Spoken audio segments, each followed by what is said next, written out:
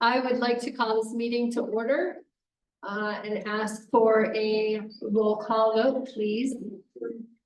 Roll call attendance, rather. Chairperson Montague. Here. Commissioners Clark, Here. Oyster, here. Lisk, absent. Meyer, Here. Nelson, here, and Petroselli. Present. The first item of business is a public hearing. Application is Parkside Townhomes, Townhouse Plat, location Town of Ridgway, Parkside Subdivision Lot 6, address 779 and 783 North Laura Street, zone residential. The applicant is the Home Trust of Ridgway County, and the owner is the same. I will hand it over to TJ in person. Yes, hi, good evening, everyone. I am here in person. I feel like it's been a couple meetings in a row now. So let's see here, get set up. There we go. So as mentioned, we have a hearing in front of you all. This is for a townhouse. It's sort of a combo thing. It's a townhouse and building footprint, but really probably just kind of townhouse. So, but it's for Parkside Townhouse Subdivision. As mentioned, it's for. Sorry, I'll just quickly remind everybody of the process that we go through for public hearings. We'll start with the staff report, questions, and then open it up to public for comment. You all do make the final decision on this evening, so it's not a recommendation to town council. Again, some of the new processes we put in place, you all get to make decisions. So this is one of those. Just some background on this. As mentioned, the owner is Home Trust of Ridgway County. The property, you can see it there, is kind of on that northwest corner of Laura Street where it makes the bend of the Parkside subdivision. The building permit for this duplex was issued in 2013, and I'm sorry, 2023. And they're nearing completion of the construction, and now they want to subdivide it, if you will, into a townhome and units to be able to sell. And we'll get into a little bit of the home trust model on this. But those are the addresses. The lot is the legal description is lot 6 in Parkside, and that's important because it is identified later on, but identified as a duplex lot up there. You might remember that some of those lots were during the platting process, subdivision process, identified as it. So this is one of those. And so again, it's a little bit hard to see on the graphic there on the right, but they're taking the one lot, wanting to make 2 parcels, and then within each of those make 2, call it a building footprint for the actual unit. The model is that the Home Trust will own the property, lease it back to the respective owners, and then sell the actual home. And I think that all of that information is in the packet as well. There is one single driveway. You can kind of see it, that it bisects the property line on the bottom right or southeast. And then, as I mentioned, each unit will be individually owned, with the land being leased around to those owners. I'll go through these really quick. There's more information in the staff report, but the master plan does call this a single family neighborhood, which allows single family and duplex units. And it does comply with the land use and the policies of, you know, more affordable housing, smaller lots, mix of housing types. The shared access off of Laura Street is the access for both of them. Water and sewer utilities were previously provided and approved through the building permit process. Land use, as I mentioned, it's been contemplated in the approved subdivision plat, the dimensional standards. It complies with all of those. I will point out that the lot itself, the frontage, is, I guess you could probably call it legal non-conforming in some capacity, but it was approved at 48 feet since they're not changing the exterior of those lot lines, it's interior. We're kind of just going with it as kind of that non-conforming, if you will, but it complies with the lot dimensions that are platted. So I don't think that anything else is necessary. Parking, there's plenty of parking spaces between the garages and the driveway. The application was submitted and sent out to referral agencies with just a couple of comments received, and I have to applaud Andrea and her team. I think in my time here, this is the first time, we'll get to it in the next slide, the first time we have a recommendation with no conditions. That everything has been addressed through the review process and whatnot, so kudos. For the townhouse subdivision, here's your criteria that you need to find. Your options this evening are to approve with conditions, deny or continue the request. As I just mentioned, staff is recommending approval, finding that all the criteria in section 752K3 of the Ridgway Municipal Code have been met. With that, I'm happy to answer any questions. If not, just on cue, Andrea is here. Answer any questions. Does anybody on the commission have any questions for TJ? The only question I have is, and I don't know who's best to address it, is the definition of a townhome is you each own the building and you collectively own the property. So I don't understand the motivation to split it. Sure, I'll let Andrea address that, but so the townhouse is basically if you will, the application is the lot line down the middle. Right. Because each is owning its own parcel. And then the building footprint is to separate from that, and I'll maybe let Andrea. That's from a procedural standpoint. Yeah. From the practicality standpoint, I'll let Andrea answer that one when she gets her little presentation. Yeah. I mean, I guess maybe if there are other questions of me, if not, then you can kind of turn it over to you and you can answer kind of all of that at once. Does the lease present any problem to you, TJ? To us, based on what, I'm not a lawyer, but no, I like a mobile home park. I don't see it as a problem. I've just never seen it before. yeah. But I'm with you on that, but it seems kind of interesting. If you want to come up, Andrea, and answer that, We're gonna come to the. Yep. sure, that'd be great. And address, name and everything. Yeah, name, address, and just give us whatever background you want to give, plus answer any questions. Okay, great. So Andrea Sokolowski, I'm the executive director of the Home Trust of Ridgway County, which is a 501c3 for affordable housing. And the model that we operate under is a community land trust. And that means at its core, we're a land trust. We hold land in perpetuity for the purpose of affordable housing and community benefit. In this way, we ensure that all of the affordability restrictions are honored. We are notified when the property goes up for sale and future resales. And basically, we have a long-term vested interest in the property. We have a 99-year ground lease, so basically technically not in perpetuity, but for a very long time. And so the reason why we separated the duplex lot into 4 lots is so that we could differentiate between the 2 units, and then also because we will continue to own the land. The home buyers will buy and sell the improvements, so the home. And then Jack, if you'd like to see our ground lease, the city of Ridgway. I've seen it. It's in our back. Oh, okay, great. The city of Ridgway and the Home Trust are going to be going into a development agreement for River Rock Rentals.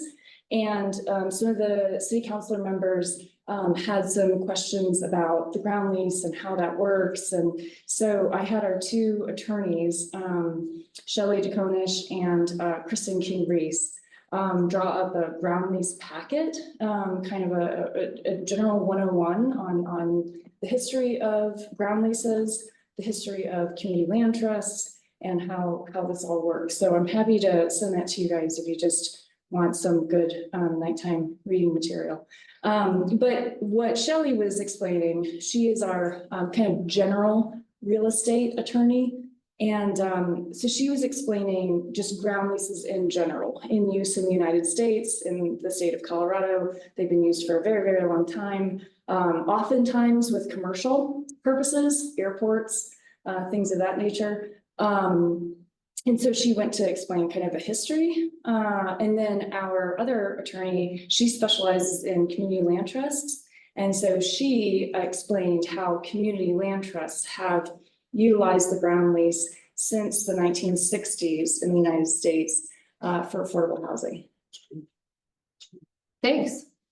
Any other questions? I'd like to read it just for my own education. Sure, yeah, that's a great document. Thank you.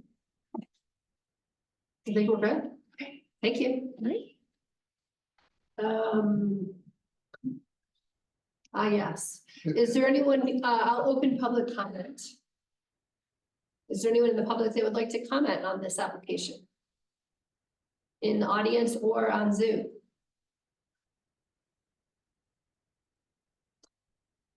I will then close public comment and ask for a motion. I have a question for that. Okay. Have you set the amount of the rent for the ground lease? Yes.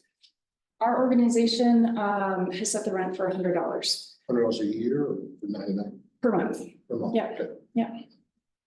Just curious. I think it's a great idea. Yeah, and then you maintain it or they do? The property is theirs to do with what they want. So if they want to put, you know, gardens and fences and all that kind of thing. It's a very,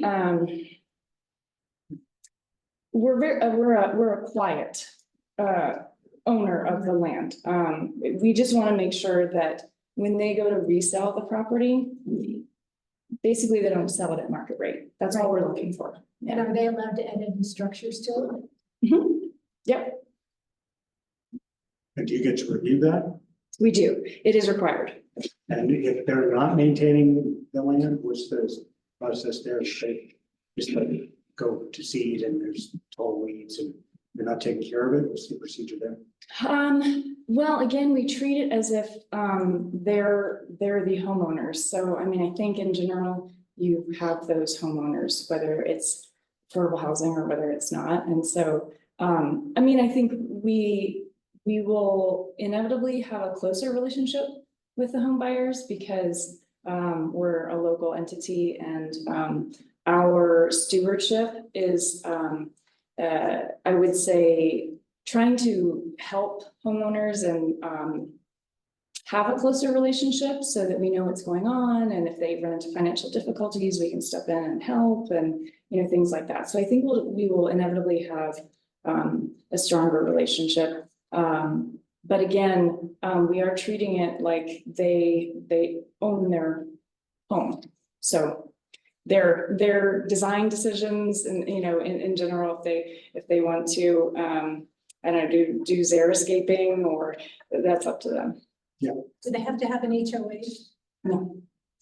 They're in an HOA. They're currently, Parkside is an HOA, so they're already in an HOA. Okay, so the HOA might cover some of these issues. Yes, so they'll have covenants and yes. Okay, so if one side's roof or let's say, something happens and the center wall needs repair. Who owns the wall? So that was drafted by our attorney, and I'm not sure if it was included in your packet, but they have a covenant, I guess, in between them and where I believe it's in the middle of the wall is where. Okay, sorry, I missed that. Yeah, it'd be just your typical kind of structural agreement kind of thing, like that party wall share. But I think, yeah, so there is an HOA to There's monitor. not an HOA on this property, there's an HOA for subdivision. Right, So there's no HOA for this particular subdivision that we're creating tonight. There's one for the subdivision that this lot is in. Well, there's a Parkside HOA, but there's not a subdivision created for this use. Right? Not a HOA created for this use. Yeah, just good. Yeah, Thank you. Motion, I move to approve Parkside Townhouse subdivision finding that the criteria set forth in RMC 7-5-2, parent K, parent 3 have been met. I second. I think Russ was first. okay, Russ gets the second. And can I get actually, I think that we can vote on it in person. Anyone opposed to the motion? No. All in favor? Aye. Aye, the motion passes unanimously. Good Yes. job, thank you. You don't want us to? I just wanted to say, we're very excited. We opened applications today. And so the units are going to be for up to 120% AMI. However, we worked with USDA on a loan product called a 502 Direct, and 80% AMI are going to be able to afford these units if they work with USDA and qualify. Basically, the USDA is in the silent second and brings the cost of the purchase price of the home down to whatever they can afford. So just keep, if you're talking to community members and they're like, oh, I could never afford this unit, point them to the USDA loans on our website. So 80% AMI can in fact afford these units. Close. Thank you. Thank you. Thanks, Andrea.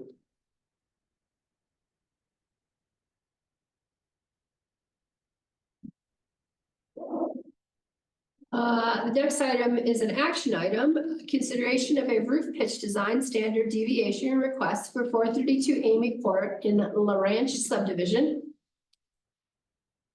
TJ, you still with us? That's still me.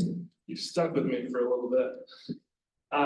So yeah, thank you, Chair. So as meant, like, this is a deviation for a roof pitch. Get into that a little bit, but just to put it into context, it's a PUD. There is a plat note that for design standard as part of that PUD that says that if there are any deviations from those design standards, the planning commission shall approve those. And so that's what brings us here this evening. A little different than a public hearing. Correct, so it's not a hearing, it's not a variance, there's Procedural? there's very little procedural components to it. Whatnot, so. Do we recommend on this or do we approve it? Approve it, Approve it? or you're the deciding factor, I guess that's. That's right. So the owner is Jeff Kimball, and he is here this evening with his contractor. The property is mentioned as 432 Amy Court. There it is over on the southeast corner of La Ranch subdivision. The zoning is general commercial, but it has that PUD over it, so that PUD prevails. It is a vacant property, but it's currently under construction. I'll get into kind of some of the background a little bit here. The original permit was issued back in July. After some conversations, after it was under construction, there were some concerns that were brought up by the neighbors in the neighborhood.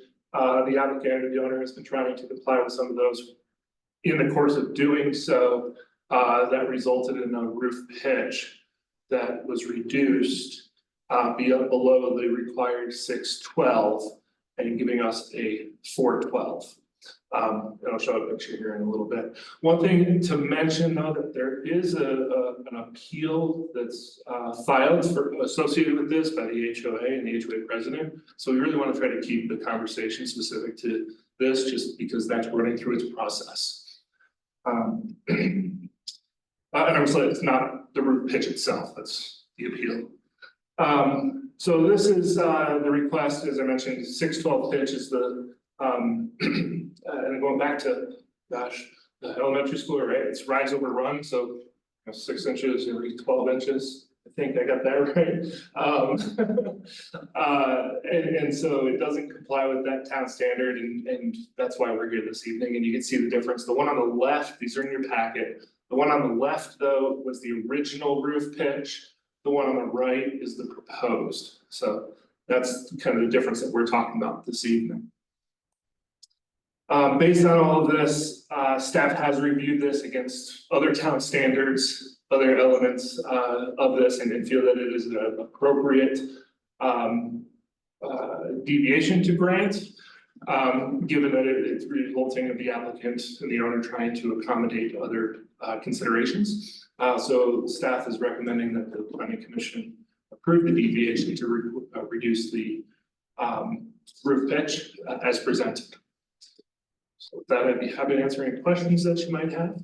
Does the commission have any questions about the roof pitch?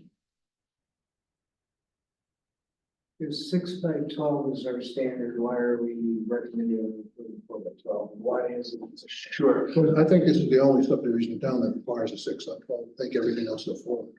Right, and as we were doing that, a lot of our conversation was, so I don't know that there's a scientific reason to 612 versus 412. Okay. What we were talking about and considering though is snow load and how does that work? So we've been working with Mike Gill, building official, the applicant structural engineers, that this doesn't change anything structurally, it still handles snow load, it's still gonna allow snow to slide off and be adequate.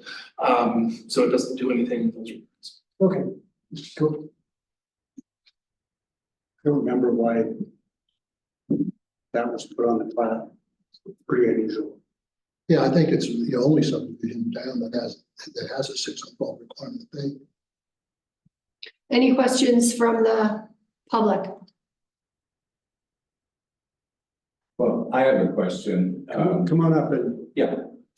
I'm a neighbor of Jeff's and my name is CJ Garvey and I'm at 423 Amy Court. And I think the biggest question we have, and it was alluded to begin with, that there is a dispute about the fact that the HOA did not approve the bill to begin with, which is, we thought required that to get the permit, the HOA had to approve. We did not get that chance, and I think what we're expecting and the neighbors are expecting that this is built to the same standards that the other houses were built. Thank you. Okay. My understanding was that Roof pitch? yes. Okay. That it was for the purpose of lowering the height, because the height was a problem. That was one of the considerations that was why the roof pitch was changed, yes. I prefer a 4 on 12 to a 6 on 12. Well, I think it's a good move. Great. Any other questions or comments? Ready for a motion? I move to approve a deviation to allow a reduced roof pitch of 4 to 12 on lot 5, amended plat of lot A, the ranch subdivision A, planned unit development with no conditions. I'll second that. Anyone opposed to the motion? All those in favor? Okay. Aye. Passes unanimously. Thank you.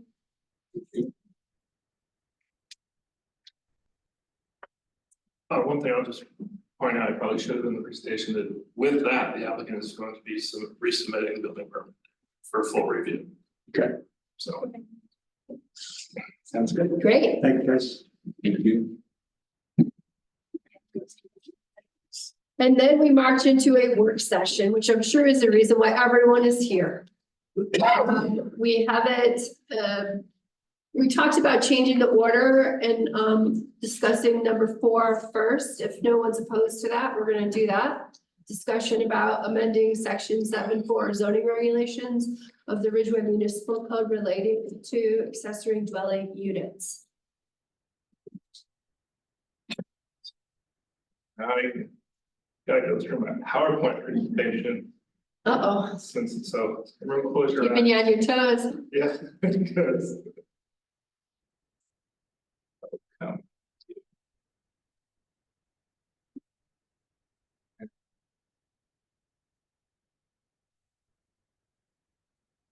And Max, I believe, saw him here. So, oh, That's exactly what you could. there we go. Okay. This is what we're talking about, right? Jumping right to the accessory dwelling. Yep. Yes, All right. it's what is on everyone's mind. Yeah. So yeah, it's back again. So for those who aren't aware, Just by way of some background, you all considered this back in August 27th, sent it up to town council on September 11th. Considered it and sent it back to you all for two considerations. One, to reevaluate or look at the number of permissible ADUs on a single lot or parcel, and then lo and behold, to crack the nut of the owner occupancy element.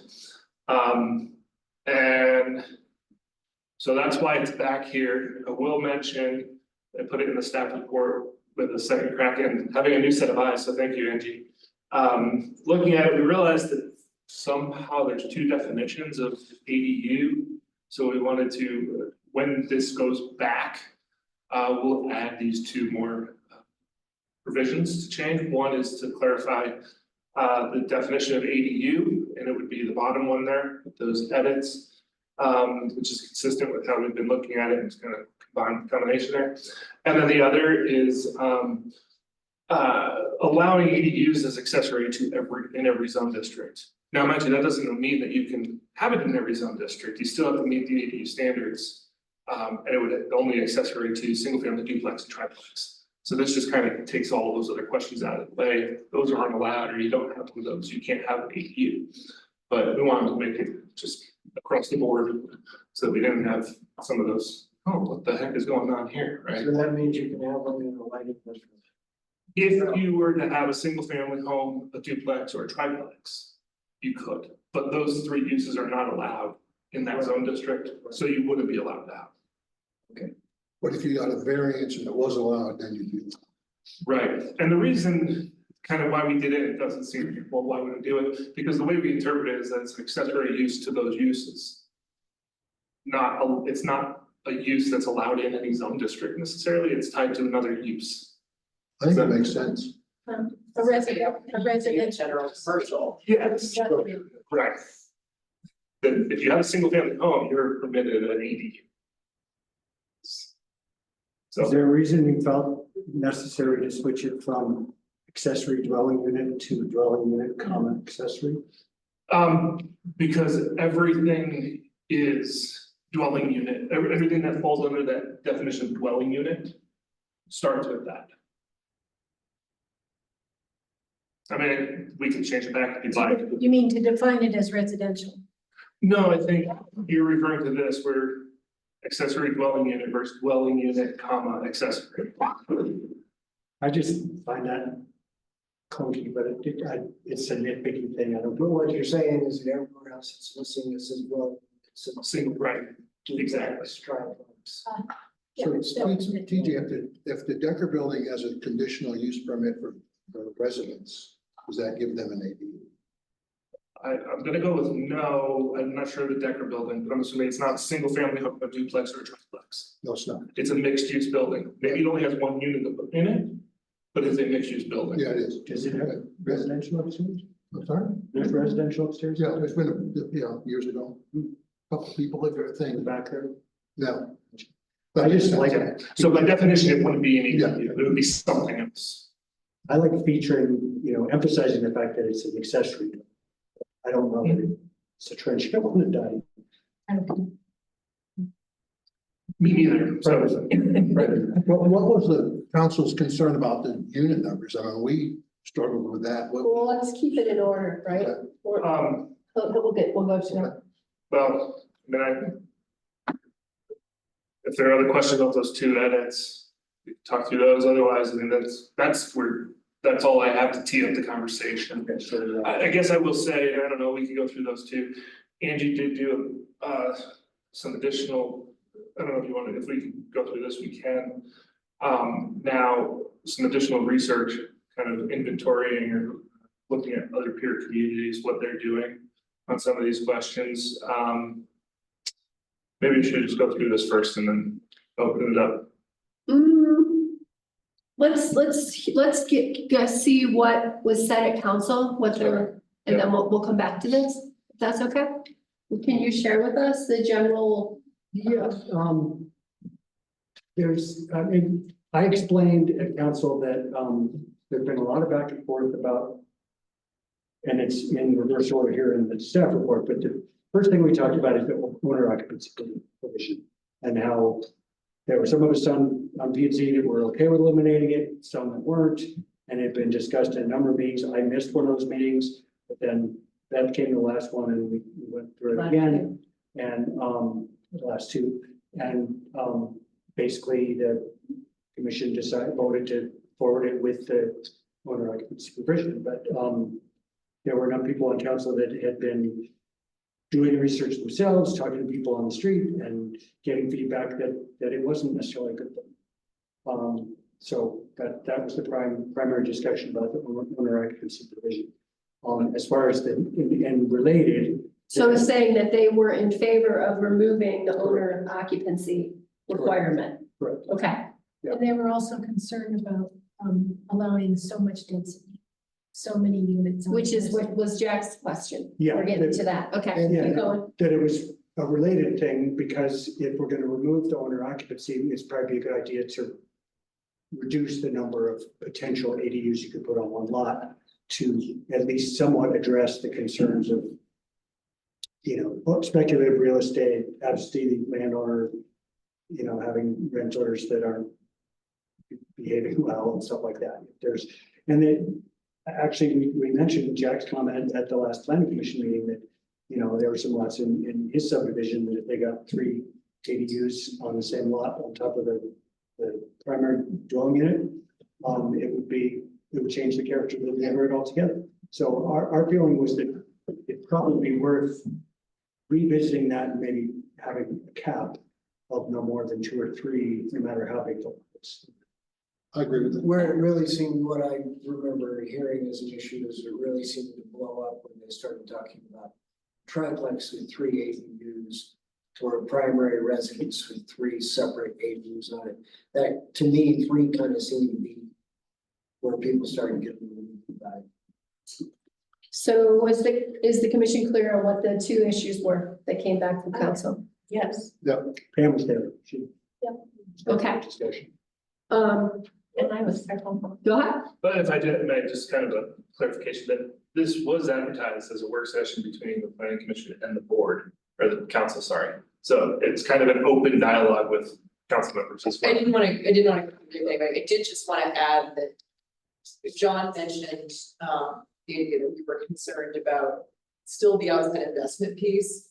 And if part of planning commission's concern and our whole idea of discussing ADUs is to try to create housing that either locals could afford or local landlords, developing 3 ADUs creates a whole class where you're talking about someone with outside investment money or outside income, not an average working person in Ridgway. It's hard in Ridgway County, it's hard enough to build a single ADU if you're not able to carve it out of your own home.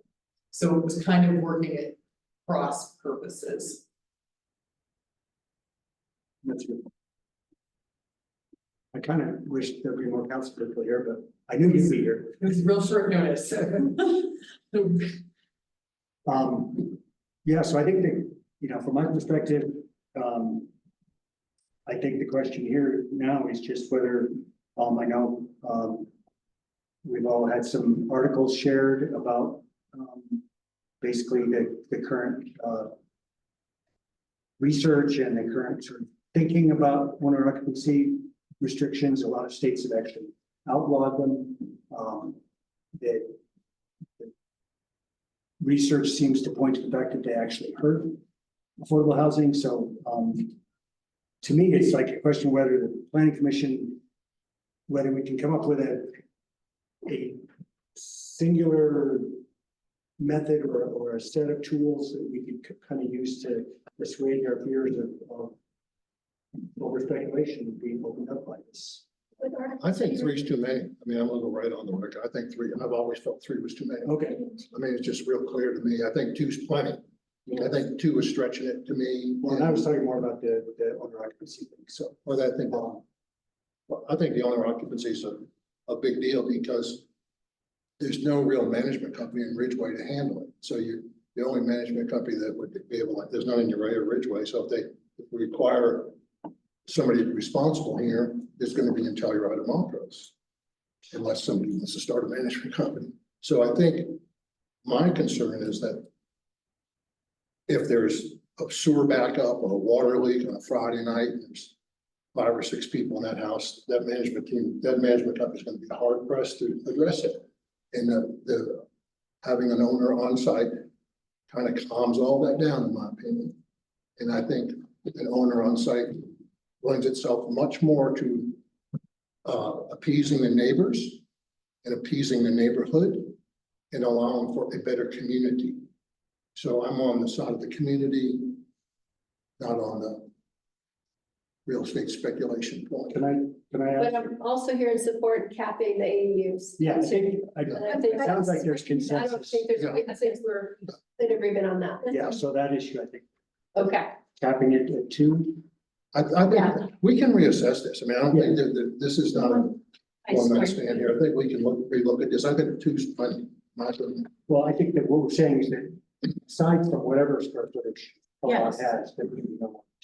Yes, I agree. I think that the way we did it is even the 3 had to have a variance or something. It had to I be don't deed think so, restricted. because It had to as be- long as the lot was big enough to support.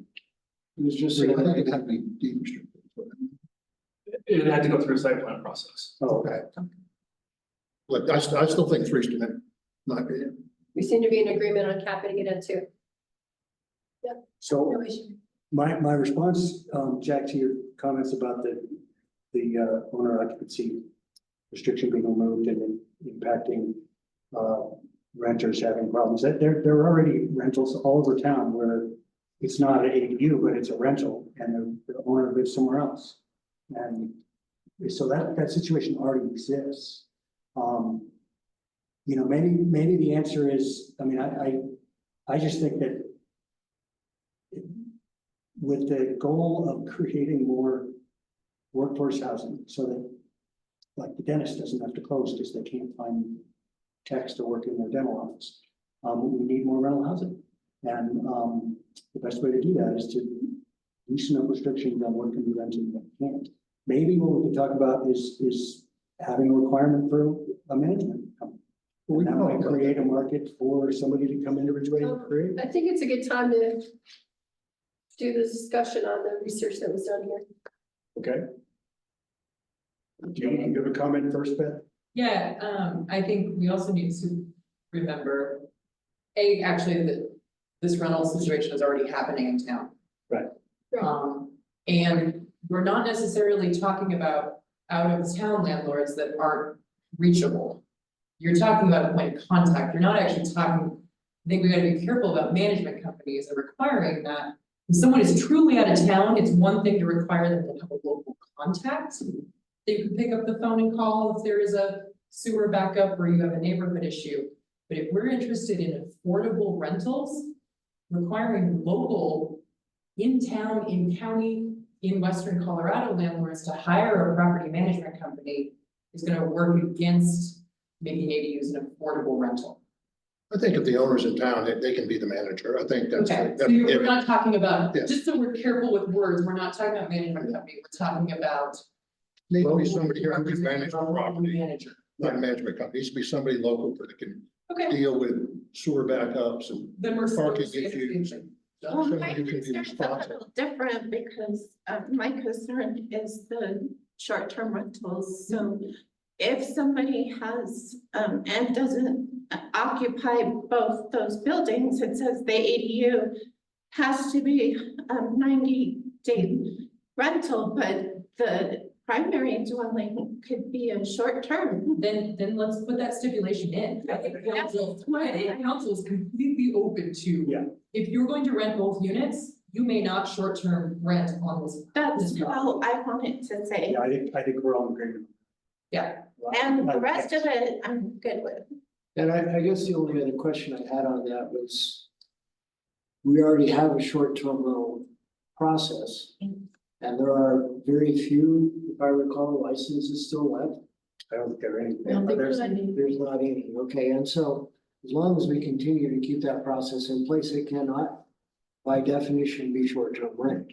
So we can add an extra stipulation in this clause to our ADU process, or we can just rely on short-term rental to ensure that that doesn't happen. I don't think relying on the short-term rental process is a valid way to do it, because I think if you look at it, the short-term rental license demand is diminishing. And people are not, what it isn't like when it first came out 5 or 6 years ago. You know, people are now doing more long-term rental because it's easier, and so I think we should have a restriction that if they have an ADU, there shouldn't be any short-term rental. Okay, We're giving them about Oh. $10,000 in favorable stuff. You can go to the next slide. We made a map, probably not so helpful now. This would help you kind of visualize the different lots where a certain number of ADUs could be allowed with the provisions as they were written before. So the green is larger than 15,000 square feet. There's 315 lots in town that are larger. There's also 315 lots that are between 7,501 square feet and 15,000. So those have the potential for 2 ADUs. And those are in pink. And then in blue, you can see everything else. 222 lots could potentially have 1 ADU. I have a question, those teal ones, lots larger than 15,000 square feet, that must be some old town lots owned by the same person, so is that right? Yeah, You can see kind of, yeah, you can see kind of the lot lines, they're like a lighter color. So yeah, some of these are like really big sections, all one lot. And also you They're big. just. But they're not yet divided into lots, or are they divided into lots? Well, it's in your packet if you want to look closer, but you can see the lot lines. Essentially, this data though is current county parcels, right? So it's Yeah, not like, right, they're not separate. right? So however the assessor has them, so it could be 3 or 4 of the original town lots that are, you know, combined, if you will, for one parcel. you call those minor slots, don't you?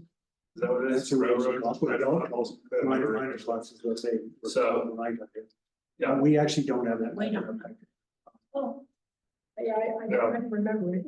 But I'm looking at it clearly now, I'm saying that you basically just took the entire boundary of town Ridgway Yeah. and the undeveloped parts. And that could be cut up into 15,000 square feet. So that makes sense. That's never gonna happen, but it's potential. yeah, the only thing excluded is like open space, parks, right away. That's what it's. A lot of that's FD. so what I'm hearing from the commission is that, we seem to be open to removing that clause. One, it would have to say that it's not allowed to be short-term rented. And then we're still here on the fence about how else to deter, investment opportunities, right? Does anyone have an idea on how we would go about doing that? Well, And are we willing to remove it without that in place? that's your second question is an open question. My thing that I've hammered on kind of on and off for years is that I'd really like to see us come up with a basically an investment tax, a vacant property tax. I'm not, if it's a vacant property tax, I'm not sure if it addresses concerns completely, but certainly, you know, an investment real estate tax that would be targeted. There's some communities that have actually implemented something like this recently. Help me out, TJ. Investment real estate tax? I'm actually not too familiar with it. Well, I know I have read about it. I'm sorry. It's just one, it's another, it would be a tangential effort, but so it would be part of the ordinance that we would draft today or in the near future. Like a second home tax? Yeah, Yeah. yeah, basically. Vancouver has one. And I thought- Ridgway. It's also something that's being proposed at the state level. The Ski Towns Alliance asked the state to do some work to pave the way for towns to implement a vacant home tax. It's something council considered what, 2 years ago. Ended up not going that direction because legal questions were raised about whether we wanted to be the vanguard city in Colorado to go for it. So I would love to see town at least support efforts for the state to make that option available to us. I don't know if that's a letter we would want to jointly send from our planning commission and the council, to ask the state to consider pushing that forward. Those are things that are being considered. So if both units are rentable, how would that be a vacant home It wouldn't tax? be, so the idea would be that we don't want people to set their rents so high that their homes then sit vacant and de facto become a vacant. So a little bit different than what we're talking about. A little bit, but How do we? But if you let the idea being if the market's working and an outside investor comes in and rents at market rate, we don't love it, but if there's a renter in there, it's better than a second home with a vacant ADU. I mean, I would much rather have a second homeowner rent out an ADU and have someone living on the property than nothing. Like, yeah, it's interesting how much of this is kind of like choosing the best option you can, even if it's not exactly what you'd like to see.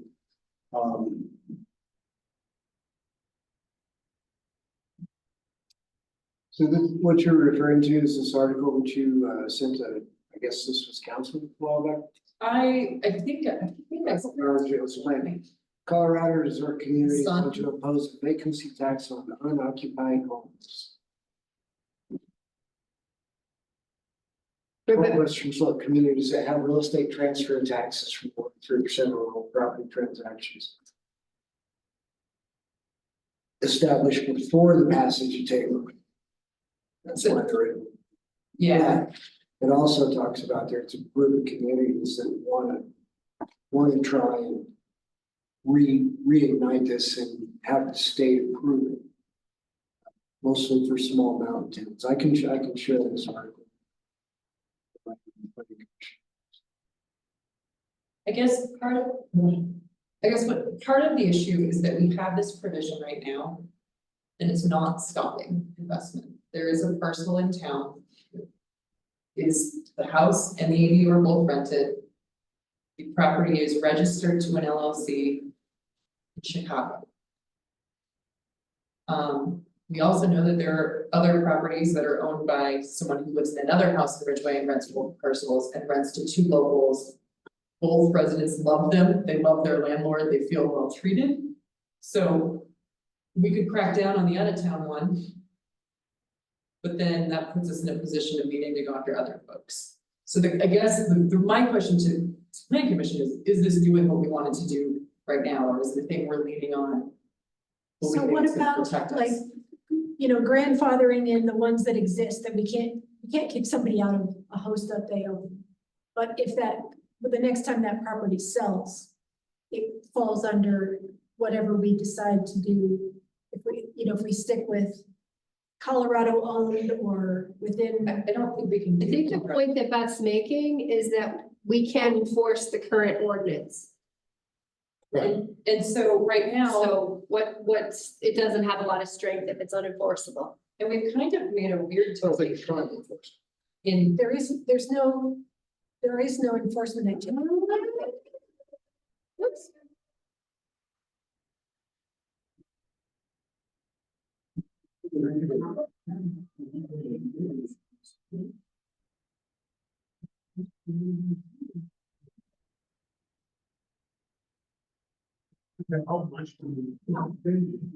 Helps a little bit. Yeah, a little bit. and I think that the other thing is that what we've heard during council, what you guys have heard here is that the community values neighbors. It's not that they value owners, it's that they want a long-term neighbor. They want someone that they can knock on the door and ask for a cup of sugar or say, can you water my plants when I'm gone? And if we start differentiating between, is my long-term neighbor that's an owner better or different than my long-term neighbor that's a renter? That starts to have some icky connotations. It starts to be class, like very class deciding. we can make regulations all day long about short-term rentals and long-term rentals. That's about how the property is used. Right now, we're regulating by who the property is used. That seems like we're not regulating, But we, like we're not enforcing. well, we're not enforcing it, but the way the code is written, we are currently saying, we get to say who uses the property, not how. Tom, did you have a comment? Yeah, it was back with the earlier discussion about taxing unoccupied rental properties. And my question would be, why not extend that to undeveloped lots? Because that's a big factor in driving up real estate prices. There's a lot of really great looking lots here that have nothing but weeds on They're already, them. And as long as you're considering that, why not extend it? vacant lots in Colorado are taxed at a different rate than the residential. So vacant land, like, if my lot was vacant, the tax would be higher than if I had a house on it. My property prices went down. Yeah, so it's already in place, not for us as a community, but it's See, in I place hope for the this is a good state. idea. It's hard to own vacant land in Colorado. It's expensive. How many, 1 minute, how many people are willing to remove that clause as it stands if we put the short-term rental clause with it? Move the owner occupancy. 1, 2, yeah, 3, To remove the, owner occupancy. If Owner we put occupancy a requirement. short-term rental. You two are not. not yet, I'm still, no. And what do you need? There's some people. Like, I guess the research says it doesn't do what you want to do. Our experience on the ground says it's not doing what you want to do. So what do we actually do to address your concerns? Because this provision is not addressing your concerns in action right now today. To me, the two choices are this far apart, and I'd like to find something that works closer to the middle. It's not either, I don't want it to be either or, I want it. It's So that's either what wide we're open. asking is, Yeah. do you have any thoughts on Because other I- things that we could do to I'll get you. next. address your concerns that were too far to one side or the other? I mean, another way to address, well, let me ask you this, are your concerns the nature of what Jack first said, is renters misbehaving or having problems and not having somebody to help them resolve the issue on site? Yeah, I've lived with that. Okay, Is that your concern with is that this? the primary concern with removing the owner occupancy requirement, or is it more about speculative use? More about what? Speculative real estate, Not so much. It's mostly about, because the rental thing happens with any property that's rented. yeah, Rentals all over town that have absentee rent, so I don't know why we would penalize. so how do, but so for this, for the benefit of the neighborhood, wherever it is, what can we put in place to manage that? So that if there is a problem renter, How about, I mean, I think this gets, what you were saying earlier, there are properties in town now that are owned by somebody, a local, but which I think is awesome, he's illegally renting out both the but primary he's home here. and the ADU. How about we say that if the owner is absentee, out of state or out of Erie County, that they have to get him out. But if the owner is local, they don't. I think the door companies take, just a manager. You need. I think to- that- Yeah, There's so much we can't enforce. So you- Enforcement is the bugaboo to everything. But this one would be one that neighbors might be willing to actually put on.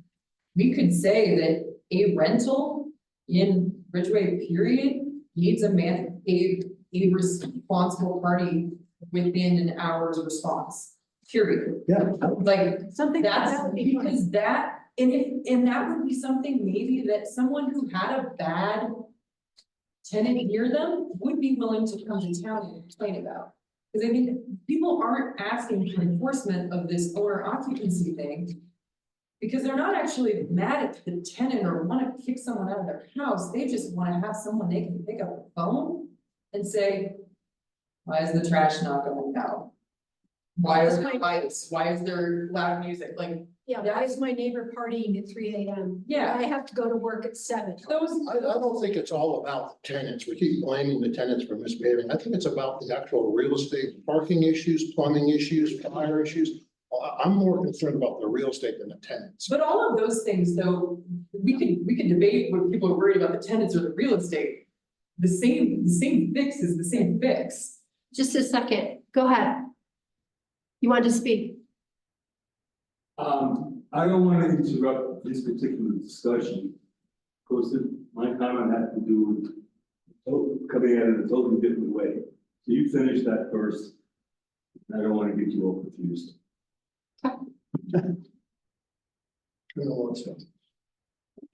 Bruno.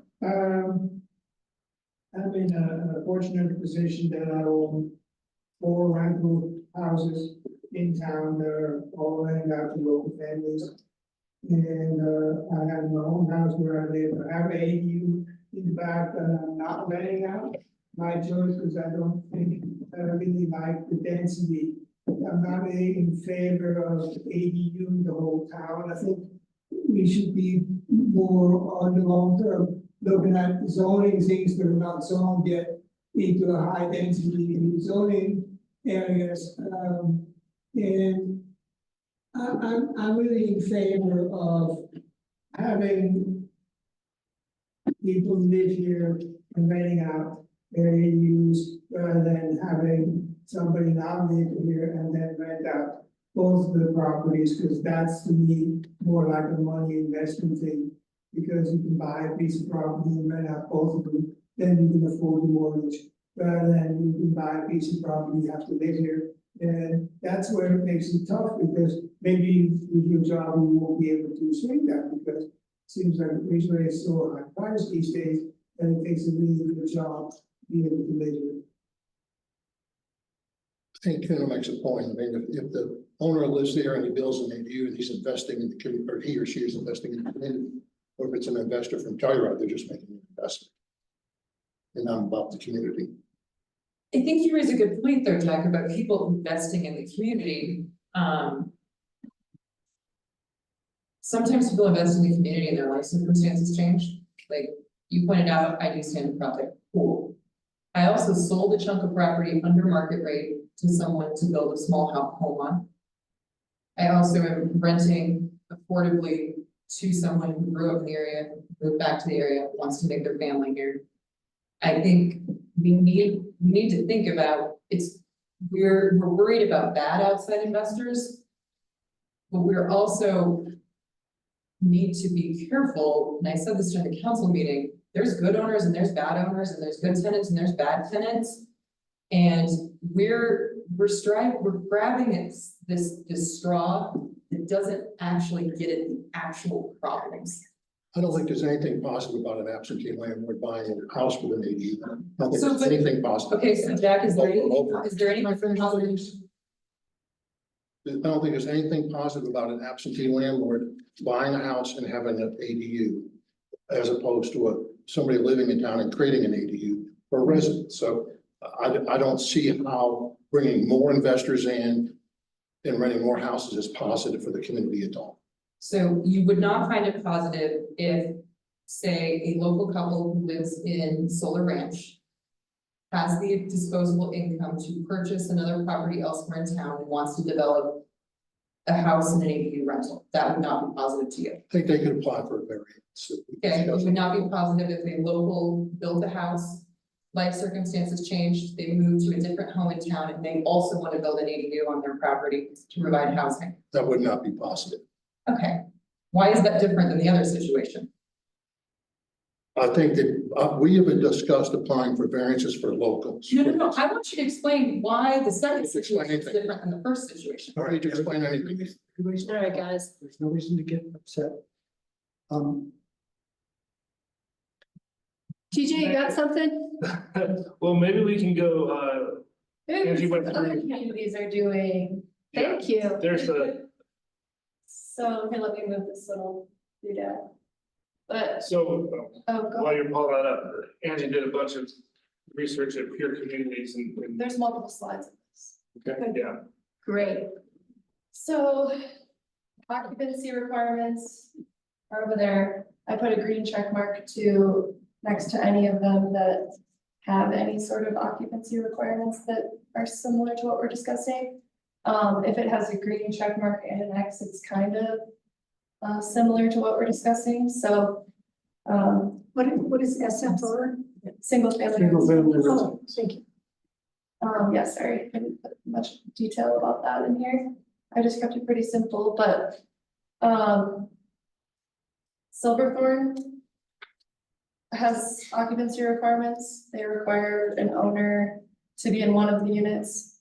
None of the communities that I looked at require occupancy in the primary residence. It's either one or the other, but there's not many that require anything. So, do you want to go to the next one? Durango has an owner occupancy requirement. Parachute has an owner occupancy requirement. The rest have nothing. You will notice that most of them are limited to just one ADU per parcel, usually associated with a single family residence, but some of them allow you to build an ADU before you develop a single family residence. So it is the single family residence until, these ones are out of Colorado. They're just some comparable communities. They're all larger, much larger than Ridgway. But they have a lot of outdoor recreation and a lot of tourism, and this is what they're doing. Yeah. Thank you. And if I may add on a little bit of research that I've done from Brookings Institute, I didn't do as much as I wanted to, I read a couple of articles there, and there is case law, we've mentioned this, on both sides of this. Some states, most on the East Coast, have said occupancy, owner occupancy is a zoning use issue. Other courts have said, no, it's not. And what that means is that zoning can be a mechanism to regulate ownership or occupancy. And so again, it's all over the board. I think is what we're unfortunately trying to say, that from everything that we're looking at, there's no silver bullet. I will, going back to what we were talking about earlier, like other things and what's coming down from the state, there seems to be this now move to other tools, arrows in the quiver, if you will, and it's moving towards taxes and fees of, to decentivize the things that you don't want, vacancy rates and vacancy homes and things like that. So there's probably some avenue there too. That's probably going to be that's going to be a lot more complex, right? When you're looking at administrative and setting a program for it. Yeah, I don't think, well, I think we all are in agreement that there's no simple answer to this. And that's what we're hoping, maybe through some research, we find something that says, oh, this is what everybody's doing. And it's kind of just across the board, so. I don't know if it's any help, like from the reading I've done and this seems like the sort of cutting edge approach with ADUs in a lot of places now is that if you really want them to make a dent in your workforce housing inventory, ownership of occupancy requirement, homeowner occupancy requirements don't work, they don't help, they actually hurt. And while Jack, I totally understand and if there's anyone here that can empathize with your desire to maintain the incredible community that we have, it's me. But I'm also hugely fearful that if we don't do more for housing in this town, we don't continue to add on to what we've done, we're not gonna have a community to live in. And I know as a parent of two 30-something young women, homeownership is so hard, way harder than it's ever been for the average young person. And so rentals are where it's going to be at for a long time. So what's the next step is we need more rentals. And I think that historically, or at least for now, a lot of the things we're talking about in town are owned by somebody local. They're being rented to local workers and people that are happy. I think that at least the initial answer is to say, as Beth put it, that there has to be somebody local, whether it's the actual owner who lives here, or whether it's a management company, to address concerns of the renter that should suffer and complaints so we can. I think that would, to me, that would address the concern, at least initially, and then we see how it goes. We can always go back, we can always change it if we feel like. Now, removing that owner occupancy and putting it back would be hard, obviously, but I think it's not the devil that you think it is, at least from what I'm reading. What I think we really need. When Portland took theirs away, they found no increased demand for ADUs, because what they found is that people were already violating the owner occupancy requirement. So it didn't actually drive additional demand or investment because it was happening anyway. Well, and I also thought that the concern on the commission was the development opportunity, and that's not what I'm hearing from Pam or Jack. That was something that Bill Lisk mentioned, that was his concern, but that's one person. The other concerns I'm hearing tonight are that it's about managing the rental. And as we've stated, it comes into play if there's 2 units. If there's 1 unit, that's happening already. People are already out-of-town people, owners are already renting their unit with no management company. And I don't know that the community has suffered that grievously of it. I haven't heard a lot of complaints about irresponsible renters in Ridgway destroying the community. I suppose it's possible if we increase the numbers, but We're giving them permission to build a house behind their house. So they're getting an ADU to rent out. And so it's increasing the density significantly. So my concern is how they manage that. But that's not, it's not. Excuse me, I'm still talking. And my concern is, Beth's argument here is that we've been doing it all over. We have 5 or 6 people living in the industrial park. And it's 100% against the town ordinance, and we don't enforce that. So the fact that we're not enforcing the ADU ordinance, does that mean that people can live in the industrial park also because we're not enforcing that issue? So we have a bunch of these occupancy issues in town that the town's not enforcing. And just because we're not enforcing couple ADU units in town doesn't mean that we're going to open up the industrial park to occupancy. So You know I think what it's a that- big issue. You know what that fact points out to me? What's that? We don't have enough rentals. I agree. So we need to address that. We just problem. double the ADUs allowed.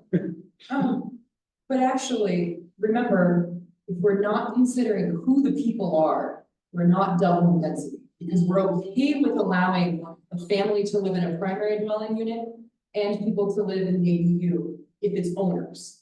It's your, So we're not actually doubling density. We're now just saying, we're not saying who. We're saying we would rather you be living in a residential structure that is up to code, that meets requirements. So we're not doubling density because we're actually trying to find ways to house people. It's not owners or renters, it's housing people in residential we neighborhoods. just changed the allowable ADUs to 2 per lot. Yeah, That's just double the okay. density. the increase in the number of allowable. Yeah. I mean, my take would be put 1 on every lot and let people live. I mean, that was the planning commission's We did it with decision. 1 on every lot. And I'm, So what that's saying is 2 is maybe, fine. maybe we don't need to allow up to 2. I don't think we want to get into. I don't think you want to get into that, but I'm saying, I'm not asking for 2, I'm just saying, we have houses, let's put people in them. And how would you suggest that we do that? Force people to rent their houses? Well, I would love a vacancy tax in fact, but that's a different issue. Did you Ray ever, they put one through? A vacancy tax? Yeah, I thought, No, I don't believe so. I thought They did, they discussed it. well, they basically put in a really high, short-term rental. Theirs is like the highest in the state. But, no, I don't think they did. I know they discussed it. Thank you. So if we put in that there's a responsible party within an hour of the place, would you go for that? Mhm.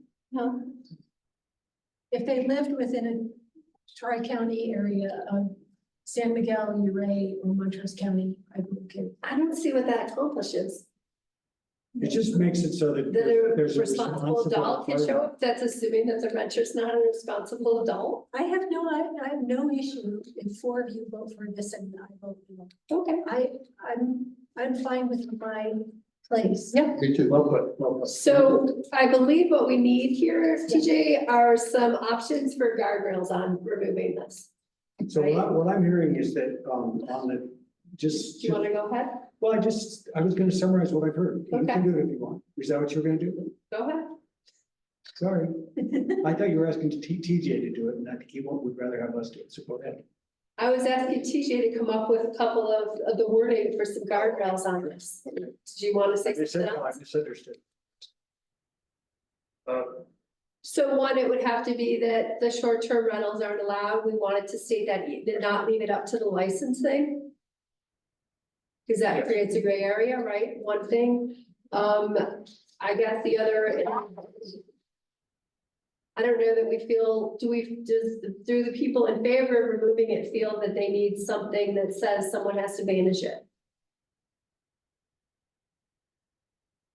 Or what that would look like? If you could show us maybe some examples of that. I'm not sure how realistic this responsive time is. That, for instance, there's many times that even though I have responsibilities over all these houses, I'm not reachable within 1 hour. I think that's ridiculous. I mean, because this is not something I'm tethered to in that sense. No, it's I mean, I should be able to go on vacation. Yep. If something's wrong, then the people that live there, they can take care of it. I don't have to, I'm not their babysitter. I'm their landlord, and under the landlord's rules and regulations, they have certain responsibilities. Being the occupant of my buildings, one of them is to maintain it. So the maintenance is really not my issue. It's more like my issues is to, in that sense, to keep the rents affordable so that families with children can go to school. And I think we can't regulate greed.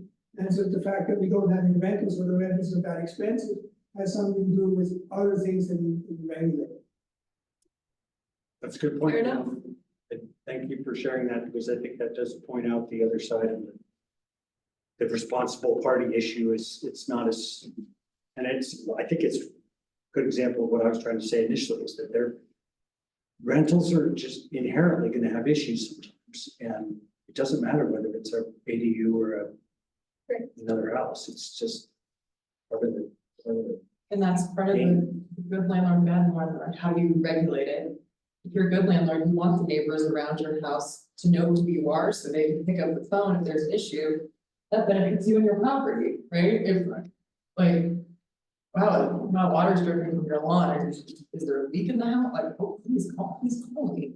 But how do you actually, how do we regulate that as a small community? Well, I think also, when there's a limited number of rentals, and if you're lucky enough to get one of them, then you would live there and treat it respectfully. Or you're gonna be looking for another place to live. Well, as a renter, I just like to know that I can call someone if the furnace goes out and that it's going to be fixed in a relatively time frame if it's the winter and then freezing. I mean, that's why you want to be able to get a hold of someone. We rent a place, he lives out of state. I've never met him or talked to him, but he has somebody here that we can call, and I can call her anytime. And it's not that she can't go on vacation, she goes on vacation, but at least we have somebody that we can communicate with and something will get done. That, that we need help with. I think it's just like renters, you call and ask for references, like, we're a small enough town, if you're a crummy landlord, it's not a secret. Well, you can kick out a renter, you can't kick out a landlord. You can't kick out your neighbor who owns their house either. I've been a landlord, I've sold property in this town, I consider myself a pretty good landlord, I've only sold to locals. I've been through it all. Actually, I don't. Well, but there's no question. Right. That what we'll do. I think I'm hearing, come up with some regulations around a cap, it sounds like a cap of 2. Yep. Everyone kind of seems in favor of, it seems like there's this component of short-term rental, make that go 2-way, if you will, right? I think we have the rules in the STR that the short-term rental regulations that you can't use an ADU for short-term rental, but make sure we're, if you will, put in the boots and the belt suspenders on the other side too, that an ADU can't be used as short-term rental, and we'll clarify that. And then Now, some people, I mean, there are people in town who own a house and are already licensed. yeah, sorry, so so really what we're saying is you can't short-term rent one unit on your property if you're not occupying one of the units. Yeah. Right, that's Because they can still apply for the license if they're living there. correct. Yes, so when we're talking about somebody renting, just because we're clear, and I'm not arguing on either side, but are we saying no short-term rental whatsoever? If you are the owner occupant, if you wanna rent, get a short-term license as an owner occupant and go on vacation for Christmas. Are we saying none whatsoever, just so we're. No, I don't think so. I think what we're saying is that, if the property is a primary residence and an ADU, then neither unit, and there's no occupancy, neither unit can be short-term rented. There's plenty of examples around town that there's a legal home and either another unit or just that home, and they want a short-term rental. As long as they have a short-term rental license, they can do that. I'm just. Yeah. Because I think that's something we wanna make sure, because it sounds like one of those gray areas we end up with. Well, it's an owner occupied home, it's my home. But I'm gonna rent it whatever less days. But they don't have a I license. think if you have an ADU, you're That's- not allowed a short-term rental. Correct. It's pretty simple. That already That's- exists. That's, Yeah. yeah, that's not what But we're we're talking, saying now, so No, we're. I mean, there are already ADUs that are licensed as short-term I rentals. think there are. We're saying that you can't get a short-term rental if you don't occupy one of the units on it. That's my understanding. That's, Yes, and then we can come up with some language about, responsiveness to rentals and that kind of thing. I mean, I'm not sure that the zoning and land use regulation is a place for that, but we can kind of look and see what other places are doing as far as that. I think that's what, 3.5 things. The other thing we have on here is vacancy rates, fees of that nature, but that's outside again, this purview. I think, and then all of that is caveated with removing the owner occupancy requirement in the ADU standards. which we are considering doing, so that's why we want a couple of these. Right, yep, and so what we would do is then, you have to give us a little bit of flexibility on this, because I'm not quite sure how, and hopefully Max is paying attention to and taking notes, I'm sure he's taking copious notes. I'm not exactly sure how that's gonna, there you go. Exactly how it's gonna pan out, in the language, but hopefully we can come up with something that we feel comfortable bringing for a hearing next meeting. I mentioned that, but if you all feel differently and want to have plan on having another work session, we can, do what we do best and go research see what else is out there and bring it back and look at it, kind of, not to open Pandora's box, but there are a lot of ways to do this. I appreciate the work that you did in surveying, some towns and that you've looked into the legal nationwide photo picture. I appreciate that. I don't think it needs to be that extensive. I think we have the votes to remove this. I think we just want to put some guardrails on it before doing so. All right, so we'll plan on bringing something with a couple of these and these options, some language that we can maybe tweak, workshop a little bit the next one, but it would be plan on it being in hearing. Good. That's good thing. Anyone else want to weigh in? Some? Great, next item. Oh. Are we going back to? Oh, which way should we go? Economic implications. Yeah, let's do economic implications. Because I think that affordable housing is it, we're gonna go to number 3, because affordable housing is gonna be a deeper dive.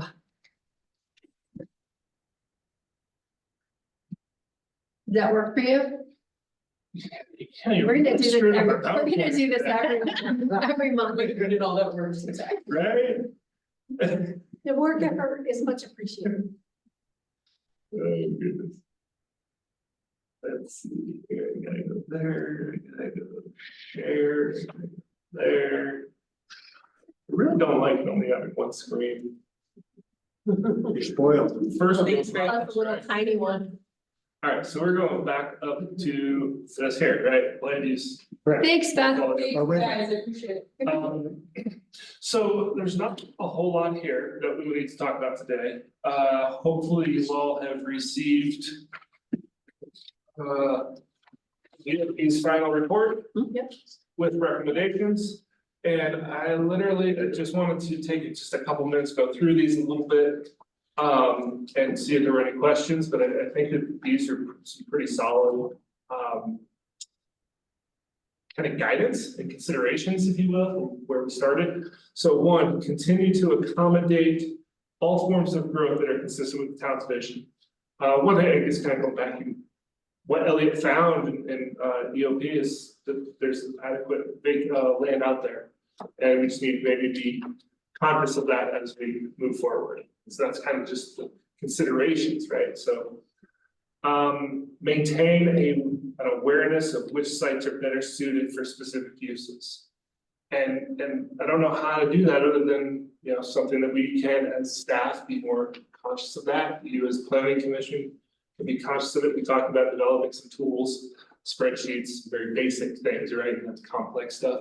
Just as new applications come up, we're conscious of this because while it's okay right now, we want to make sure that we're aware of it as applications come in and we don't deviate too far and lose, for example, no, not this one of the next ones, our industrial plant, right? For employment and other opportunities like that. Cultivate relationships with commercial real estate brokers to be able to kind of gauge that market and see how it's working on the West Slope, to be competitive, almost. TJ, I have a question. Yeah. Can you bring up the map that you had on the ADUs showing the town? Yeah. So, yeah, just, I thought that this property here was in the town. Is this not in the That's 72 acres. I thought that was in this study, is it not? That's the Wolf property a long time ago, farm. I don't think that's in town limits, is it? I thought it was, that's what I'm asking. Which is? Well, on top, I can just point to these. This one up, That one there, yeah. I thought that's in the ETJ. I don't know. It's, It is, I think. So is it included in the study as And land that's why? available? it's not, if it's not within the town boundaries, it's not available. That's the initial growth boundary, but it's not within the town. Right, So so- it's in the town, you said they, Correct. it's the day. And so mind you too, right, we did, Elliot and his approach was not to go broad, right? It was to say, hey, the question of, do we have enough? Mhm. And so we kind of took the first slice, and the first slice said, do. Right, and that first slice was only looking at property zoned future development in town limits. Okay. And so I was there's, unclear on that. So. yeah, no, that was all he did. I'd say all he did, but I mean, so there's plenty of inventory or supply. But as we move forward with different things, we need to make sure that and that's one of the next recommendations, to make sure that as development comes in, we keep that mix of uses and not push towards, you know, residential all the time, because eventually that's gonna become too skewed. Right, so that's where stack analysis, we probably incorporate this as an element of subdivisions and rezoning requests and PUDs, things of that nature, as we move forward. And some of it is, like, the property, the green space over on the far right. You know, that's actually a giant hill. So, and then there are other places that are gonna be closer to wetlands. So it's available, but some of it's not buildable. Correct. Yeah. Yeah, But yeah, I agree, Questions? there's plenty. Well, now the conversation has taken this turn here.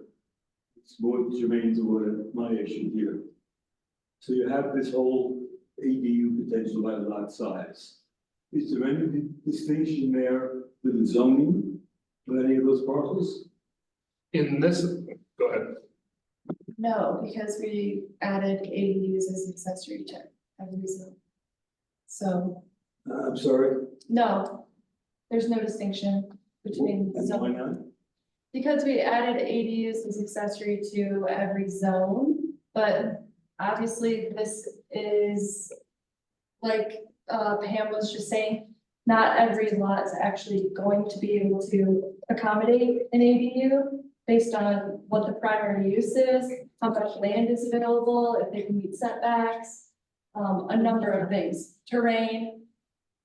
So it's very, Jeff wanted to add something. sure. So I think, Robert, maybe I'm interpreting what you're asking. ADUs are accessory dwelling unit to a residence, when they're not an accessory dwelling unit to an industrial. So it does have to do with something. So it has to be, I asked that question, I think you were out of the room, could you have an ADU if you had a residential unit in the Decker building? And there's no, because it's a mixed use property, it's not a residentially zoned. Well, it's even more specific. It's single family, duplex or triplex. Does that answer your That's it. question? Only partially, But this map doesn't reflect that. right? Okay. In that, my parcel, which is included in this map, is a full acre, well, just shy of a full acre. And it has an agreement with the town for what uses can be there. Commercial and residential. So I'm not platted yet. And yet, according to this, the argument here is, am I allowed 2 ADUs or 3 ADUs? And actually, I'm allowed that. At the time, the formula was 8,000 square feet for a single family residence. I understand that the regulations have changed, and you can go around 3,000 square feet. So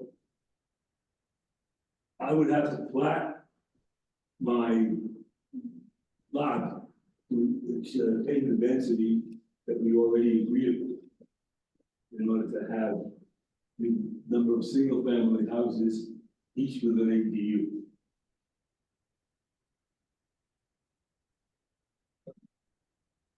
Is that a question? The question is, how does this address that situation? Sure. So one, I'm not familiar with the specific example, but I think where the question's going, which is a valid one. So first, this is not a regulatory map. This is a map used to help depict or illustrate kind of magnitude of where and how many. And it's only based on lot size, not if any entitlements. There are HOAs that would impact, there's PUDs that it would impact, there's other agreements, annexation agreements, things of that nature that would also impact. And in your case, there might be pre-existing agreements that would have to be taken into account too, right? So again, this is almost. This doesn't override anything. Right, that's already depending on existing. where you are on that spectrum, this might be worst case scenario, or this might be best case scenario. This does not override. No, not at all. Yeah. Whatever is entitled on your property is still entitled on your property. Maybe I'm putting the cart before the horse here, but I understand that one of the topics later in this meeting is general commercial zoning and the appropriateness of changing the residential use. And I think that's not correct, is that the end of the discussion tonight? I don't believe so. I stand corrected. Unless you're referring to the little ranch. Yes, Yeah, that was the previous one with the roof pitch. That's I know that's resolved. yeah. That's what my phone goes on. I am just concerned, about the language, whatever you're doing, that it is not overly broad to create situations that you didn't intend to happen. And my general commercial situation is far different than general commercial on the highway. So any solutions that you're gonna put on that general commercial needs to make that distinction. Thank you. Thank you.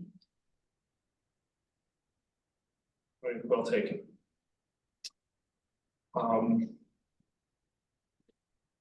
Good. Yeah. Yeah,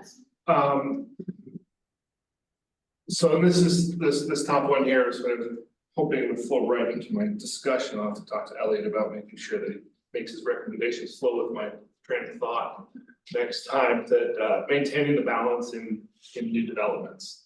And that's gonna be coming from staff to evaluate, make sure that we're maintaining that balance throughout, giving you that information so that you're making informed decisions. And then, you know, what's kind of started the whole thing is this consider zoning for additional industrial land. There is a not so much a shortage, but the least amount of land that's available is industrial land.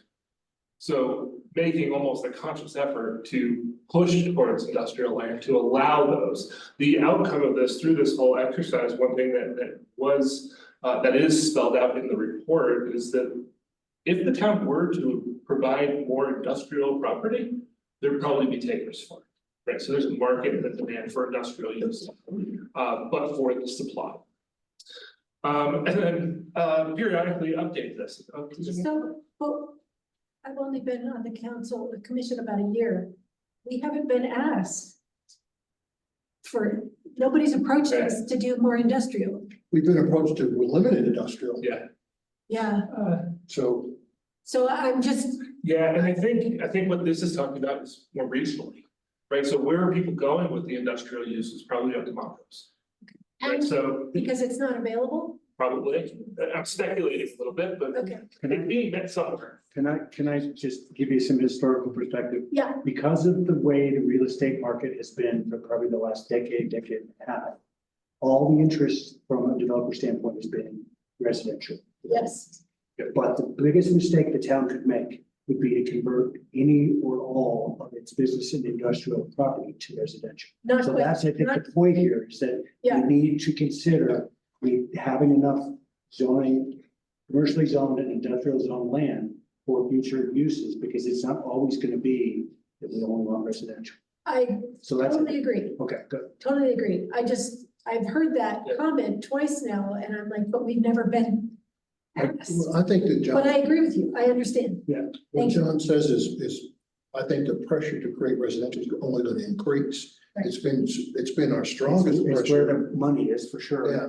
been our strongest pressure over the last decade or so, but it's gonna, I think, in my opinion, it's gonna even get more That's so. because that's where the demand is. Yeah, I feel like we haven't discussed too much, like on the commercial side, like I feel like I don't even know what could come here and what kind of land would supply for that. And so I guess we've never had a conversation, at least that I haven't been a part of on the planning commission, for what kind of commercial is coming here, or what people are looking for, and if we can even accommodate it, or what kinds of commercial or what kinds of services we could do here in Ridgway. What are we attractive? Yeah, what are we trying to attract? Or no, what makes us, who does it make us attractive to? Yeah, you know, so one, I think what you're talking about, both of you, is a gap analysis and a market analysis that we've never done. I've never done here. I don't know if it's what we've done in the past, that'll help your economic development team. But that's not what we're trying to do here. And it's not something that, a conversation that we've had necessarily. What this, again, this was a kind of a targeted supply, and do we have that Yeah. mix? And essentially, we're kind of leaving that up to the market to say, here's our supply. Here's what we can offer, is this what you want, right? And to John and Jack's point, that the market has been wanting residential, and that's what we've been getting. So I think it's a valid question. That might goes to the next conversation of the project. I haven't done those. I've been involved in communities that do them, and they're quite insightful to say, here's our demographics, here's what the demographics need, and here's who we should target for both jobs and services. Yeah, because people are no longer going to the jobs are coming to the people, if you will. But got on a little bit of a tangent on that, but that's not what this is doing. This is. I mean, you represent a lot of different communities. Do you see something that we don't see here? I mean, you have I think a broader perspective than we here in the council do, because you sit in on more of these meetings than we do. I mean, Unfortunately, yes. I mean, you have any insight that you can enlighten us with, or? I mean, what you're seeing here is what I'm seeing, and we're seeing across the board. I've had some tough conversations with planning commissioners in other jurisdictions to say there's no way that if a developer comes up here and says we're gonna bring in 30 new residential units, you're gonna say no, right? That's good change, but you need to be sure that you're not losing your job, your lands for jobs, your industrial uses, your commercial. So across the board right now, I'm suggesting and seeking that most smaller rural jurisdictions listed on the west slope, for sure, need to really consciously preserve the industrial and commercial. So what this report is showing is what I'm anecdotally seeing personally in the sort of communities that we serve. There's plenty of other space for residential. Yeah. Yeah, Oh, yeah, but you're seeing residential space, residential domain, high residential domain in all the communities that you experience. Exactly. It's not just our problem. Correct. And one of the things that I keep telling people when they ask me about this Riverfront Village project across the highway, and people are concerned about, looks like Telluride, it's just giant high density residential. I'm like, you know what? Everybody in the housing industry right now is saying when it comes to the challenges we're facing, is that the first thing you need to do is build more housing. It's supply and demand. Build more supply, then address deed restriction and everything beyond that. But if you have more, it's a supply and demand thing. So granted, we're getting more $1 million plus townhomes down there, but the more we have, the more likely that demand is going to go down, and we can hopefully start addressing the affordable in other ways that like we have. Well, we always said, and this is trying to get into the weeds, and we always said in Texas, the more rooftops, the more jobs are created, and the more services are created. So the rooftops come first. I'm not sure if that's still. It still is. Yeah, Just still. your rooftops create traffic, your traffic creates the need, the demand Creates for the services. services, and the services create the need for employment, right? So that's still definitely the case. I was very impressed with this report. I need to say that. I read it a couple of times, making sure I could digest it all. I mean, there seems like, and again, it's in the weeds, it seems like DOLA is so far off base. I don't know how they were able to make these projections using the DOLA baseline. It's like, that's why I kept reading it to figure out how they interpreted that. Anyways, I found it very impressive. Thank you for doing it. I'll pass that along to Elliot. But yeah, DOLA, that's one of we run into that all over the place. It's really- DOLA's numbers are at county level, and especially the western and mountainous. We need 14 houses for 25 years. Well, they're playing it super safe, right? They're being really conservative. Yeah. There's such a discrepancy within the county. And there isn't the data to give them what they need to make accurate assumptions. Well, I think the final assumption here is based on our historic growth. Yeah. And I think that's probably in my opinion, that would be the safest way to do it, and how we've actually grown, because we've done it. Right. And that's And what I so would, it's every community in the state. So it's not like we're unique. no. I think they just missed the mark completely. Well, this, But this is still good knowledge for us to move forward for discussion. And I like, what do we need to talk about? What do we need to think about as we go forward? so the way I read this in figure number 9, the growth scenario historical average, it says that, the scenario indicates that should the assumption above be held, Ridgway would have a shortage of vacant land relative forecast by 367 acres. If it continues on its historic growth Correct. over the next 27 or through 2050, whatever that is. Now, I think that's seems over the top to me also, so it's kind of the other way. Well, that's what he was trying to do, right? The bookends, right? Yeah, And then on top of that, while the areas that were analyzed show that, you also have to realize there's probably 300 acres of vacant land in town. yeah, there is. That's already zoned, right, to meet that demand. So even at that high growth scenario, you still have plenty of supply, or even outside of town limits, right? There's definitely an urban growth boundary. I think in town there might not be 300, but I bet you it's 200.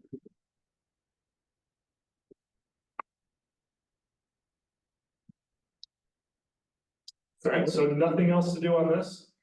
This is Keep doing what you're doing. file it. Don't give away your light industrial and commercial properties. I think this was fabulous. This is Yeah. fabulous. So this hopefully answered the original question of, do we need to be worried about our land use portfolio? And I think the answer is not really, but make sure you're aware of it. Can we kind of encapsulate this somewhere, so executive summary of some sort? I'm saying Just this. so we have a We reference have point, access to. things that go in the email. Would make we it can show us, so. Yeah,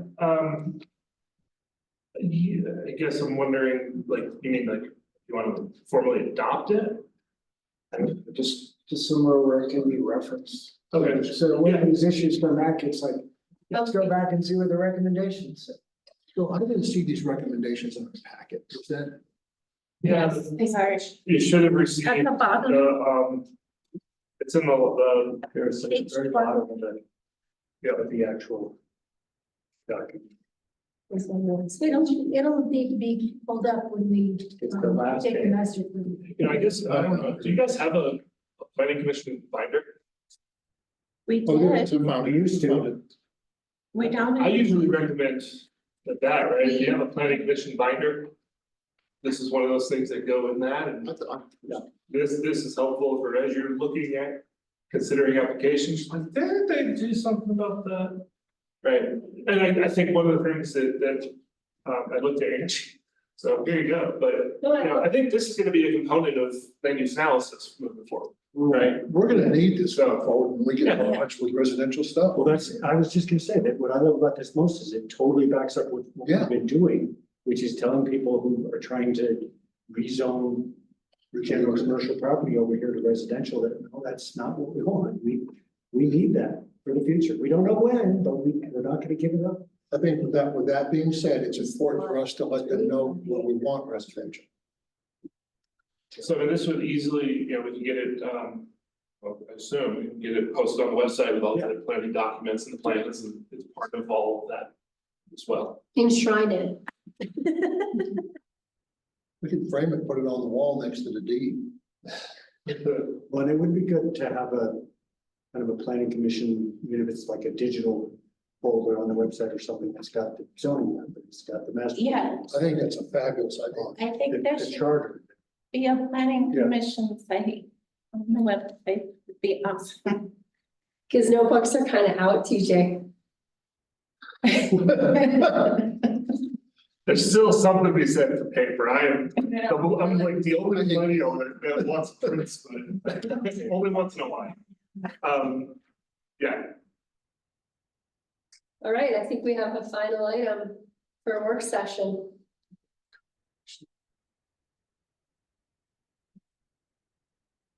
so affordable housing. We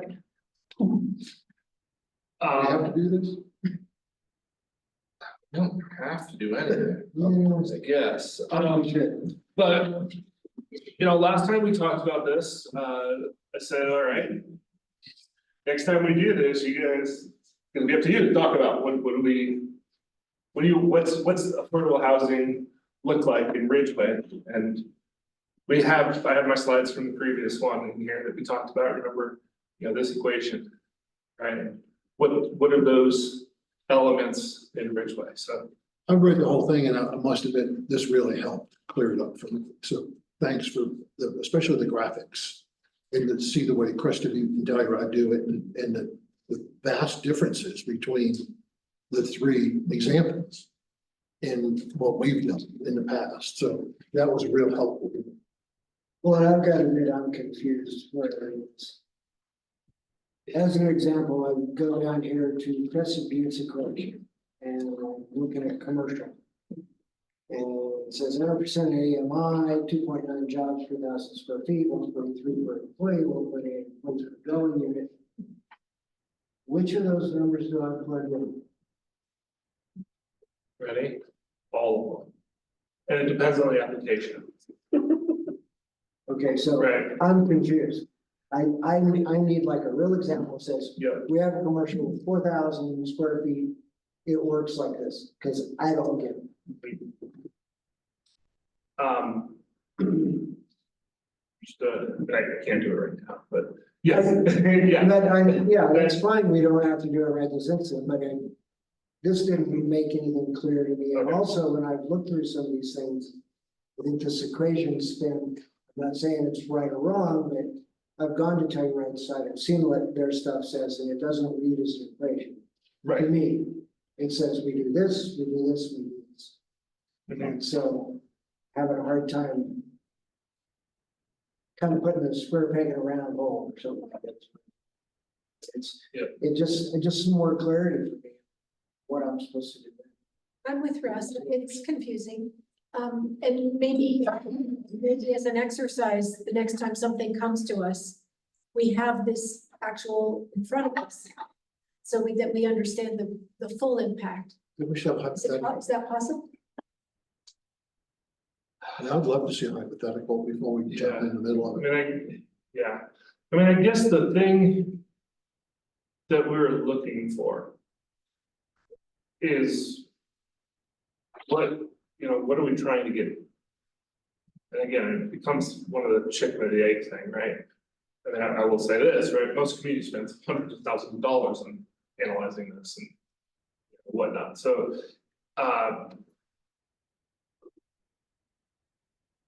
do you have examples or way to, Go, I mean, I don't have like them physically in front of me, but I did a lot of work in Pitkin County and they have there's a lot of like payment in lieu, but some things do require you to actually build a dwelling unit to mitigate for whatever else you're building.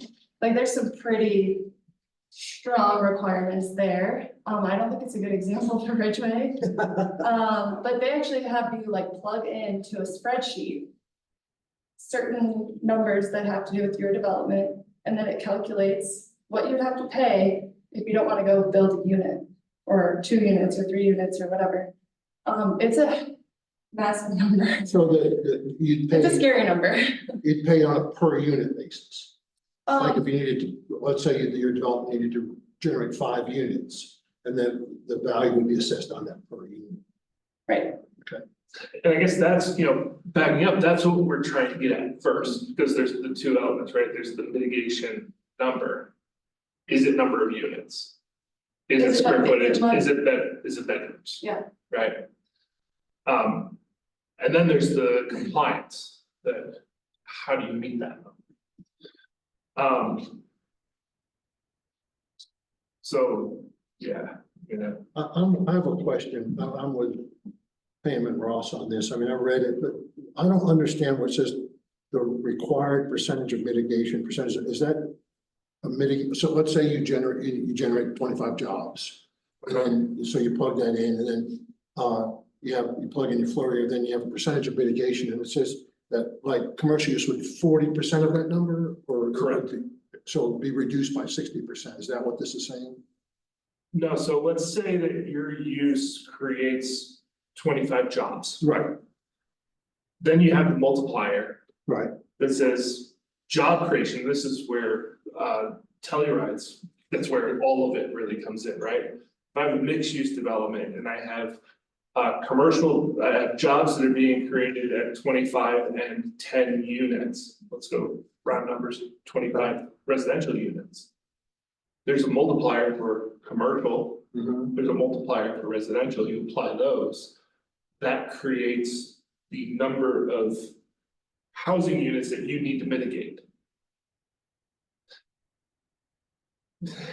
That's what, right, because that number, it could be, the higher it is, the more Well, you have to create, units you're trying to create, right, so. right? So for So like, someone like Telluride is really high, Pickens County is really high, other places are a little bit lower, 20%, 30%.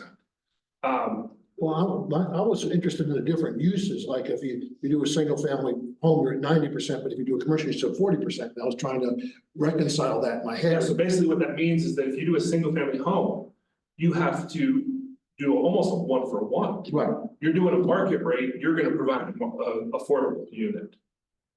and so what accommodation in any hotels, you have a higher. Correct. And you know, that's where you can really get in there and you start talking about the service industry, the jobs that a restaurant or a hotel create, lower paying jobs, if you will, you need more units, so the impact of those jobs or those uses are gonna be higher on the affordable unit side, so that's where some of those might be 80-90%. Whereas something like a research center, let's just say, Yeah, it might be at 20%. or a data center. Right, and that's where it can get really convoluted. And we tried to, trying to break a very complex concept down to, you know, an equation might have been a little bit too ambitious, but for us, but Well, at least they look nice. again, I think if we had some hypotheticals to actually kind of Yeah. walk through. And maybe we could do that next time. Sure, Yeah. Angie has some examples, I can have some examples, and we could just flat out go through, you know, a couple of these examples and, but I guess where I'm kind of heading with it though is probably something along those lines, right? We're not gonna be, I mean, we could take a stab at something that feels right in Ridgway. For what we just said, if you want to do a market rate single family home, you should provide an affordable unit, right? Equivalent, if you will. Right? I mean, something like that makes sense, and we could look through and come up with some of those different things. But at the same time, that also means that it's not just the cost of building a home. Say I'm a new person, I want Correct. to build a home, I'm now building a home plus an Plus affordable unit. one, yeah. I just don't see how a single family. I don't see it. Well, and I don't know if we would, in Ridgway, even want to do anything with single family homes, right? If we're trying to get more occupancy kind of things, Right, right? These aren't second homes, but maybe. and I think our, yeah. So again, there's so much and, you know, Max and I, we have not gone down that path yet, right? Because we're trying to get some of this stuff Yeah, that we thought was the basic stuff. It's not really, right? It's. to me, it's like math homework. I need to do it a bunch of times to get it. I'm more than willing. Does the town of Uray have anything, or do they have an equation? I don't believe so. I'm not sure. I actually don't know. We're off the back. Rural communities are a little off the back, more so than these ski towns. Right, and it started with developer mitigation, and then it started to branch out into more. And that was, Telluride was 25 years ago when they put their developer Right. mitigation plan in place. And all of those towns have had to up their requirements as the pressure on housing gets bigger and bigger. Well, and then you look at somewhere like Silverthorne, where they become the developer. They're building 135 units right now. And they're, you know, they're doing all of it. That's crazy. How does that happen?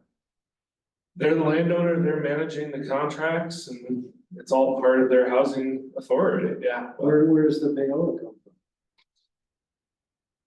from? Property taxes, right, and not property taxes. Okay. But a lot of this program too, right? Developer mitigation. Yeah, it's the mitigation stuff Okay. that comes in, And they probably looked at it and said, correct. we can do Lots, it. yeah, There's a lot of money out there for, yeah, there's a lot of money out there for Yeah. housing right now. a lot of state and federal money. Yeah. Going into this too, right, so Okay. it's tapping into all of that, but that's another whole component of town as developer. Sure. Silverthorne I use as an example because they're across the board. They've purchased some of the old the outlet properties and are releasing the RFPs and are kind of spearheading the development to guide it in a direction that they want. Cause those are empty because storefronts aren't a thing as much anymore. John and I have talked about this at one of our meetings that we had for the affordable housing, and I think, I like that idea because the developer could donate an acre or 2 acres to the town, then the town can leverage that through donations and then being, I'm not afraid to be the developer, the town might be, but I could see the town doing that or hiring somebody to do it for them. Yep. Where they own it, they just pay somebody to do it, like FCI or Stryker. Right, They exactly. still own it and just hire it done. I like that. That I mean, it's a whole different ballgame. Yeah. Well, and then right? the town can apply for federal money Right. and such and such. And there's a lot of money for that, especially if Jack wanted to do that, there's not a lot of money. If the town wanted to do it, there's huge Right. piles of money. Yep, And I feel but discriminated. at the same time, no matter who it is, whether it's the town or Jack, you gotta come up with the number. Well, you gotta come up with the land first. Is, So I think, well, sorry. would it be a good idea to tap into somebody like Shirley Diaz is her name, I think? Do you know who she is? Yeah. And to be part of the conversations. I thought in the beginning, when we were starting to talk about housing back when Jen Coates was here, we had some meetings with a whole bunch of people. Well, I think this is the start of revisiting that concept. Shirley's been in a couple of meetings recently. That's what I thought. Surely entirely. Shirley Diaz, she lives over. Oh. She works for the state. Sure, for Dolan's, I think so. I think so too. I never been. Yeah, she's really knowledgeable. There's a lot of knowledgeable people. There's a lot of resources. Yeah. And on that note, I will be the first to admit, it's not me. It sounds like you have a lot of experience. I can pull examples, but to you know, the other thing to realize too is the town is currently going through.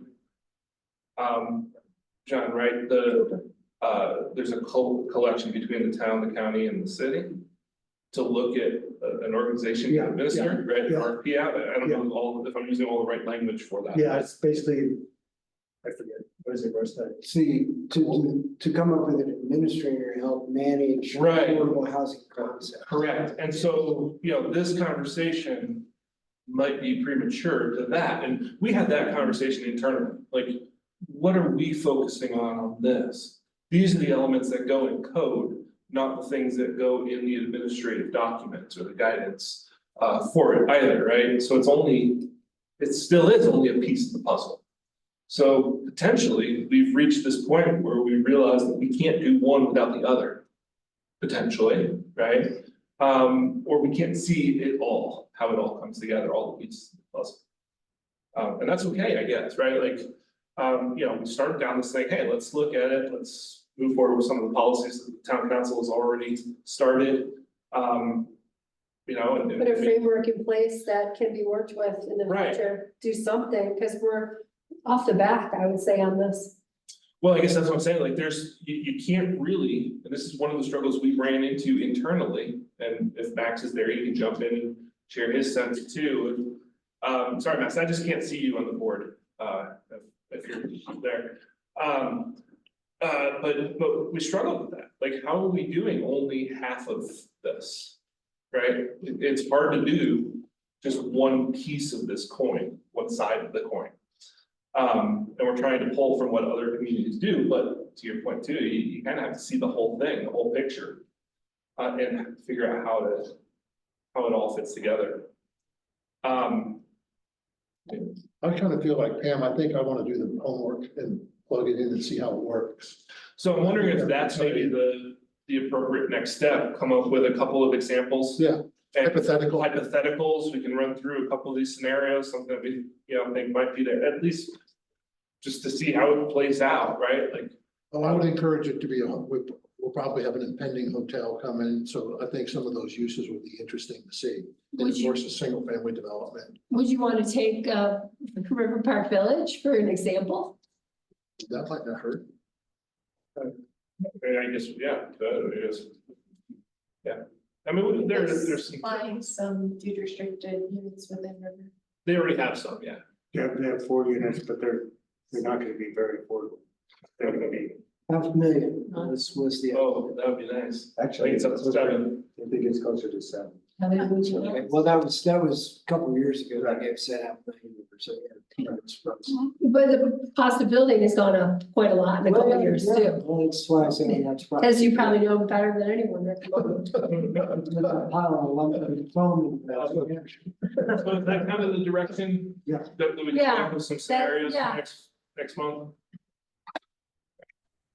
That sounds good to me. I think what's been helpful for me to understand this as well is to understand who does Ridgway want to put the burden of providing the housing, the affordable housing, and just starting with that as a block to think through how it would occur, because that's the second part of this, right? Is what are those methods of compliance? But what's been helpful for me is understanding and what would help me prepare exercises for you all is understanding who do you think should be responsible for the burden of providing affordable housing?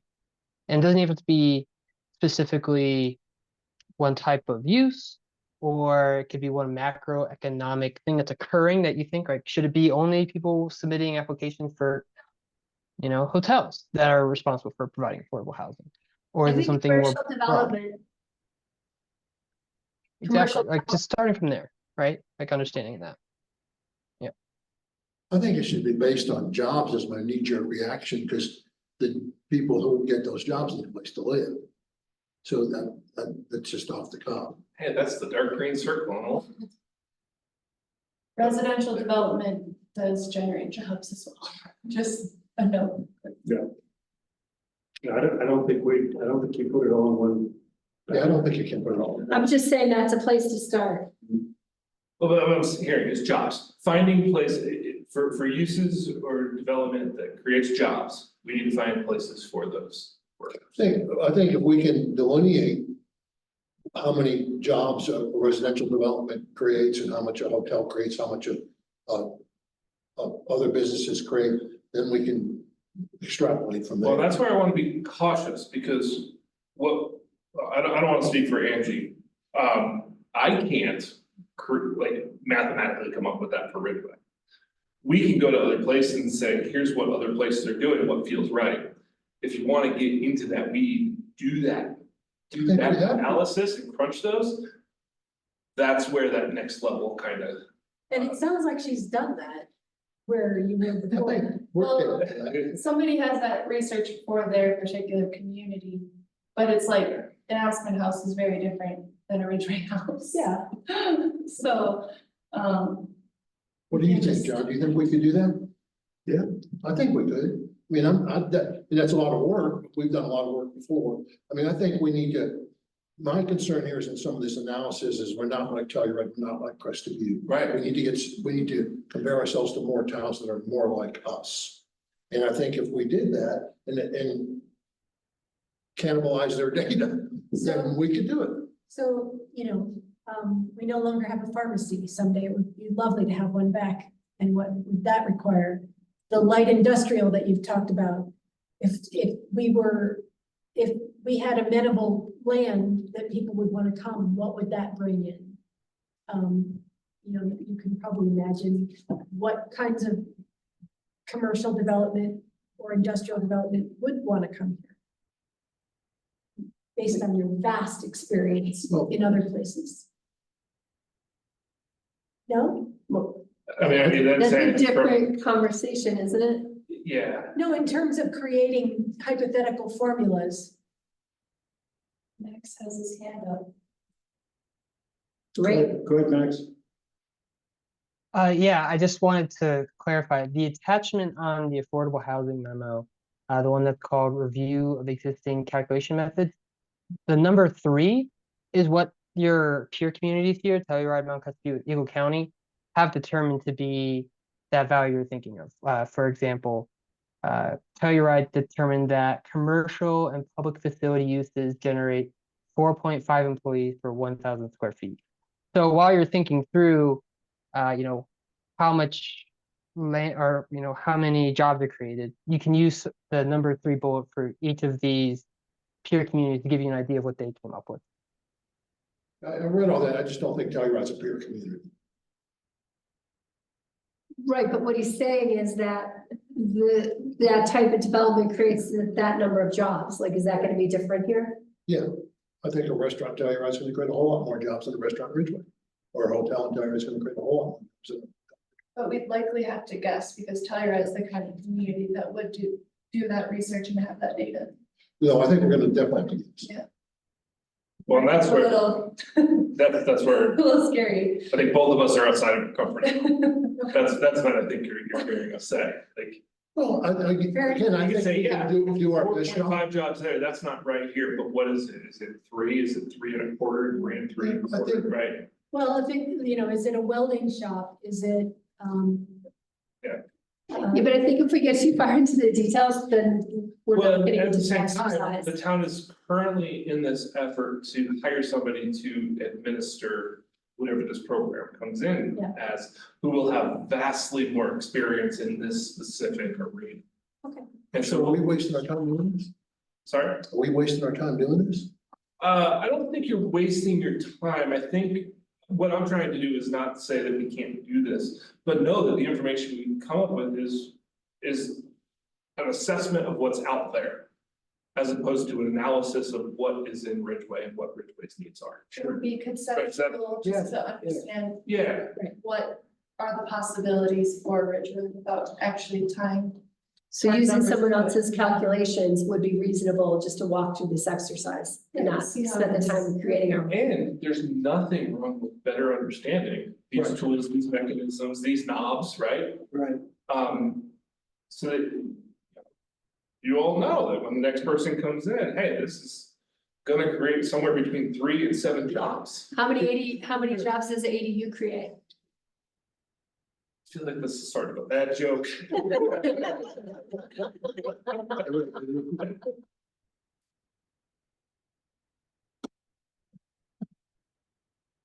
Do you have enough direction?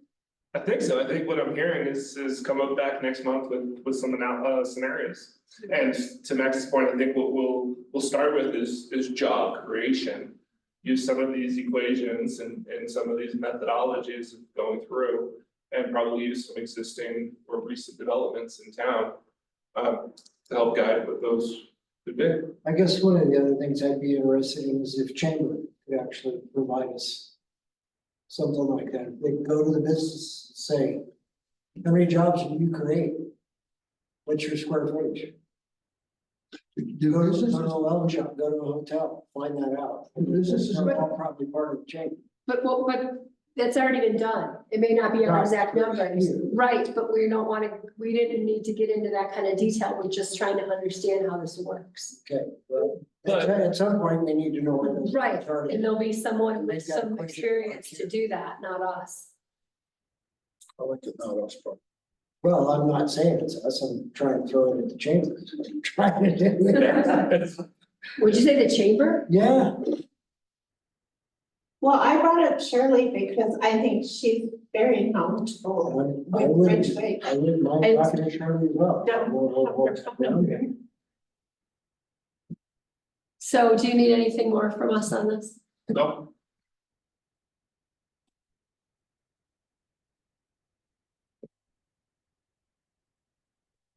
Let's see what we've got. Oh, God, the planning projects. so again, as I mentioned in the memo, we don't want to talk about it. We're gonna talk about it next month. Just want to bring it back up. Show here's what they are. And hopefully next month, the idea is recommend a priority or two to town council to incorporate into the budget for next year. Do we have any big projects coming in next month, or are we pretty easy?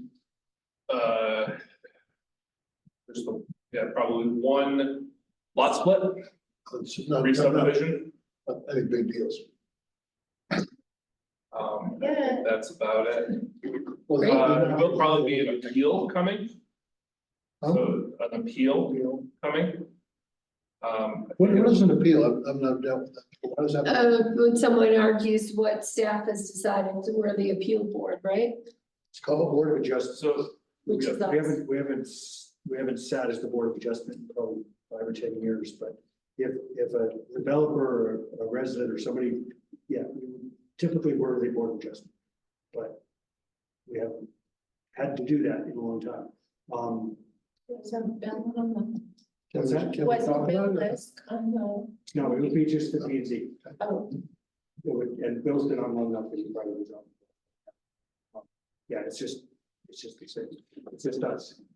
yeah, it's It's basically, had been in the past, but I mean, council can, in fact, I think it's part by the town charter. I think it's my job to decide appoint. the Board of Adjustment is. But yeah, if somebody is unhappy with it, the ruling that the staff has made about a particular project, they can appeal it against the Board of Adjustment. All fun. Not sure if it's actually gonna happen, but there's a possibility. There's horizon. one orbiting. Yes, can I get a motion to approve the minutes from the August 26th meeting? So moved. Thank you, second, We're not gonna talk about, sorry, I'll second that. thank you. And if you weren't there, then you recuse yourself, Jen's recusing herself, all those in favor? Aye. So I'm sorry, I missed it. We decide the reviewing of projects for 2025. he said next month. Next We're one. doing it So, next yeah, time, I'm Yeah. sorry, I missed. well, I wasn't paying attention. pay attention. Do we have any updates from planning commission members? I've got some stuff we have been talking about developing a in-house, or if you will, a town recommended floor plan for ADUs and hiring someone to do that. And John and I've talked about that. I think in my travels, I came across a modular home seller and that was advertising resell ADUs. So I did some research, sent out a couple of text messages, and I have a bunch of floor plans if anybody wants to look at it. I've got floor plans going from 600 square feet to 950 square feet, like 5 or 6 different floor plans ranging from $70,000 for a 1-bedroom up to $150,000 for a 2-bedroom, 2-bath. And it would shed roofs and stuff. So not sure they're gonna fit in a lot of places in Ridgway, but they could fit. So I've made copies if anybody wants to see them, and they kind of chew on them. I'm very impressed. And I don't think it would work for me, but I think the fact that there's a possible ADU out there for 60 or 70,000 bucks, 700 square feet. Of course, it's all plus foundation, plus utilities. It's probably gonna be 100 spot before you're done. Yeah. But it's in light of today's pricing, I was very impressed. I made some copies if anybody wants to take them home. Do you mind if I ask you a question? Yeah. Or do you think that those floor plans are appropriate for our climate? Oh, they'll, yeah. Local. So they'll build them to our energy code and build them to our roof pitch. And I had them, all the pricing I got was on a 30-pound roof load. So it should fit that, but there might be, like if I want to upgrade the windows and upgrade the insulation, but that's not a lot of money. So. Great. Anyone else? I mean, I want to clarify our first vote that was on the lot splitting. I did not say aye. Oh, I voted no. You said it was unanimous and it wasn't. On the minutes or No. tonight? on the first item on the agenda, the last. The home trust. the whole thing. So you voted against it? Correct. Okay, so next time would be to bring that up at that time. Okay. Deb, can you adjust the minutes accordingly? Mhm. We just didn't hear you. That's all right. Feel free to interrupt and say, I'm an A. Anything else? It's on the other. I know, what does that mean? It means we get to go home earlier. Thanks, Max. Bye, Max. Thanks, everybody. Thanks, Max. Thanks, public. Thanks, public.